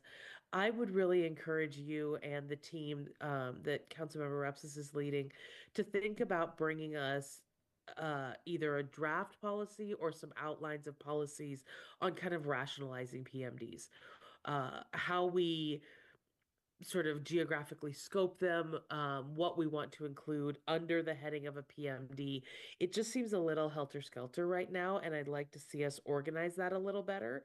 And just a reminder that before you finalize that list, there was a commitment to consult with ward representatives on properties in their ward before finalizing that list. So I just want to make sure that gets done. absolutely. Thank you. Very good. Thank you. Council, or Chris, did you have something? You did. Okay, good. Chris, go ahead. So, just a couple things. So, just so there aren't surprises later, and I apologize. As Gavin was going through, as we look at budget adoption, the park maintenance districts, as we have been, there's nothing new here per se, but just a reminder, especially for the new ones, that there are some of those rates going up because they directly tie to anticipated capital needs inside of those park maintenance districts. And I think, frankly, as time goes on, and I'm just speaking to some degree, I mean, we've got this philosophical question about how to do this long term, and that's not where I'm trying to go tonight. We don't have the time and the capacity to get there yet. But I do think in the near term, where we have trails and various amenities inside of park maintenance districts, the best money spent is properly maintaining them. And a number of them need some serious maintenance, and those neighborhoods arguably can afford to cover those costs, and they'd rather, I'm quite confident they'd rather pay the lesser expensive maintenance than waiting until things have to be, completely torn out and replaced. So just a heads up that same work that Andy and the team have been doing the last several years, you will see those come forward to minimize big jumps when playground sets need to be replaced and some other things like that. So it's A1. Second, big thank you to Corey and Cole, right? You guys may not be seeing it quite, putting Gavin over there, which I'll get to some other thank yous, but for Cole and Corey and the conversations we had internally, they were at first looking at me like, what are you suggesting that we might do here? Bringing someone over who doesn't have a background in Parks and Rec, I'm confident it was the right move, but I know that they've had to put a fair amount of time and energy into getting Gavin up to speed. And in 7 weeks, thank you. What an impressive job Gavin has done with their help and the team's help in just 7 weeks. So we appreciate your grace. We appreciate your patience. We appreciate your guys' support as we work through this. And a big thank you to Gavin as well for where we're heading here into the near future. And we, like I said, appreciate your patience as we make headway here. So thank you. Very good. Thank you for pointing that out, Chris. We do appreciate you guys. Council, let's go to public comment then on item 1. You've heard 4 presentations. I don't know if we still have any members of the public with us tonight who would like to comment, but this is your opportunity if you would. If there's anything we've talked about tonight you'd like to comment, please come to the microphone. Is there any public comment on item number 1? No one is getting up, so we'll close the public comment period. Chris, anything in the way of upcoming items that you want to highlight for us? Just a reminder that, of course, we got the holiday weekend coming up, so we got the parade. So first, I'm not sure when the last time Billings had a Memorial Day parade, but a lot of effort's gone into the Memorial Day parade for this weekend. So reminder there, with Memorial Day, of course, we're Tuesday, not Monday.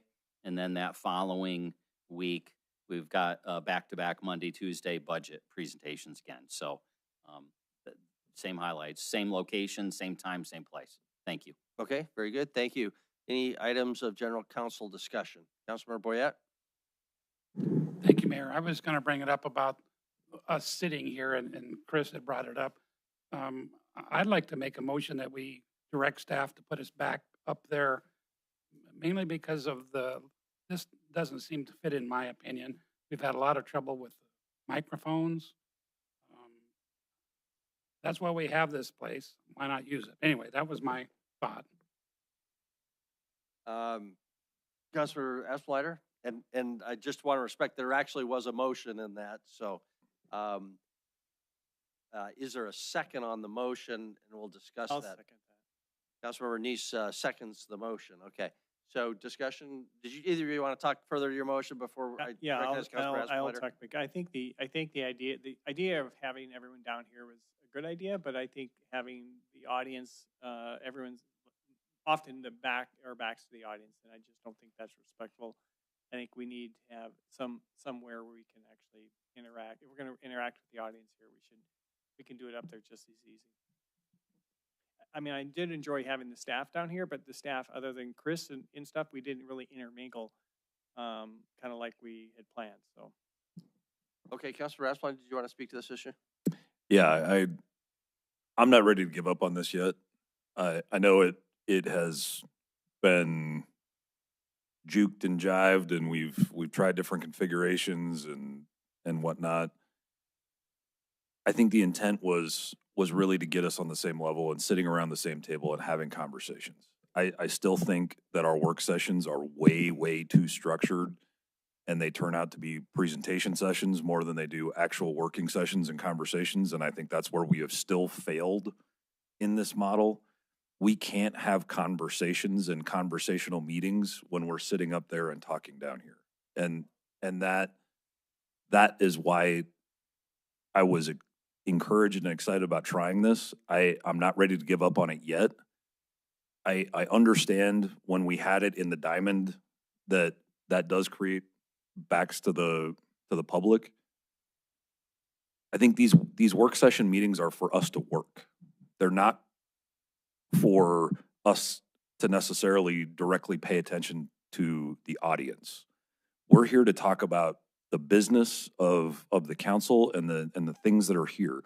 We do have public comment period where the audience does participate and address us, but really our focus needs to be on working on the issues with the staff and not necessarily worried about what's going on in the audience or if the audience is hearing, paying attention, or what reactions they're having to the conversations that we're having and discussing amongst this body. I'm personally not ready to give up on this yet. I'd like to go back to the diamond and really just try to focus on how do we change these meetings to have more direct conversation and less PowerPoints. Like, for God's sakes, the end of the PowerPoints would be the benefit for all of us. These PowerPoints go on forever and ever and ever, and there is no interaction when we go straight to PowerPoints, and it is hard to facilitate these kind of conversations that really were the intent. I mean, if you've ever sat through one of the county's work session meetings, those things are wonderful. And as a consultant participating in those things, it's useful and it's efficient to understand what you're going to get yourself into. We do it terribly. The county does, that's one thing that the county does way better than what we do. And we still have not even come close to trying to do what they do yet. So I'd encourage us to don't throw the towel in just yet. Let's try to figure this out and try to change the way that we structure these things to be more conversational and more interactive as opposed to presentation based. Thank you. Councilmembers Shaw and Owen have their yellow hands up. So Councilmember Shaw?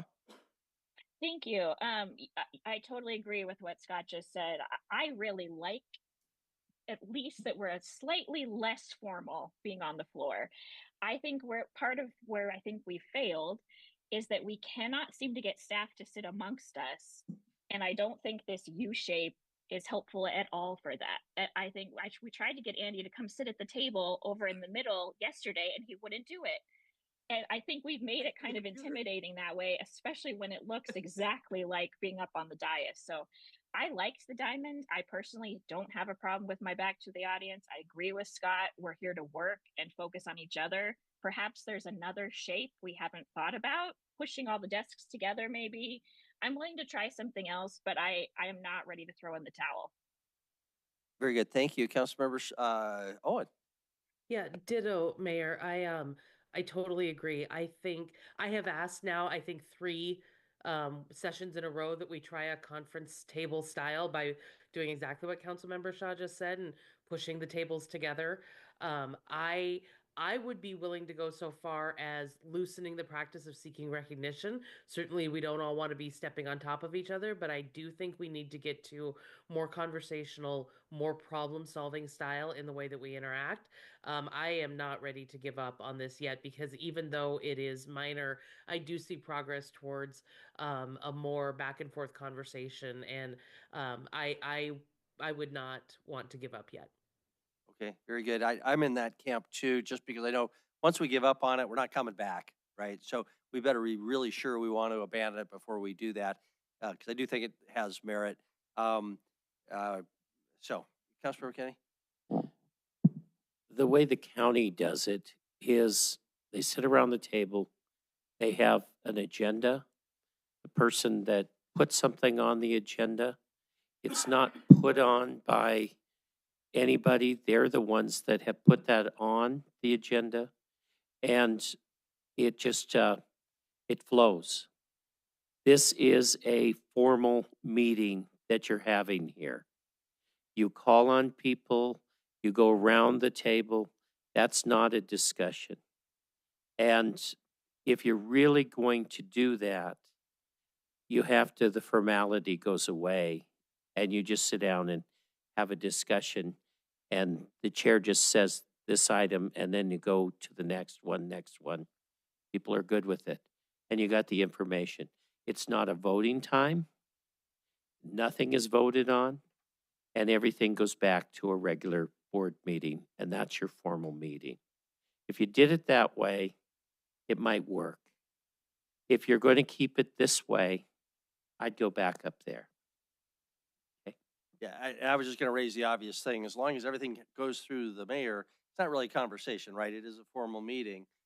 But there's a problem when you have 11 people and everybody's talking. It's not like 3 commissioners. So we got a different animal here, but there's some hands down here.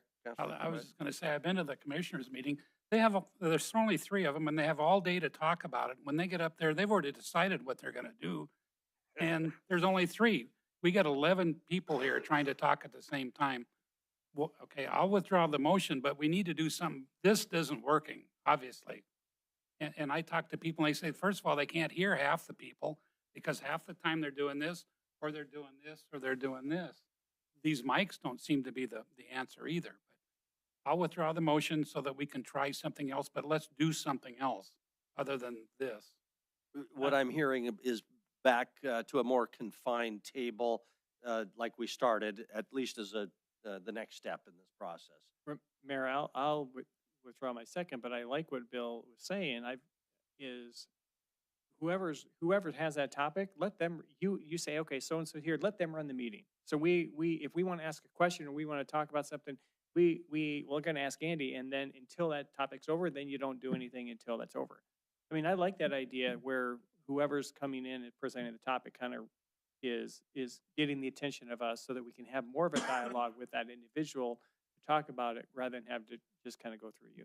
And I think that's a good idea. I don't feel any proprietary interest in having to do that if that's the will of the council. I could become the default if there isn't. Yeah, but if we get out of hand, you can always hit your gavel. Yeah, but maybe we could have on the agenda discussion leader or something like that if there's an obvious staff person who should run that. So I think that might be a good approach. So, okay, there's no motion anymore.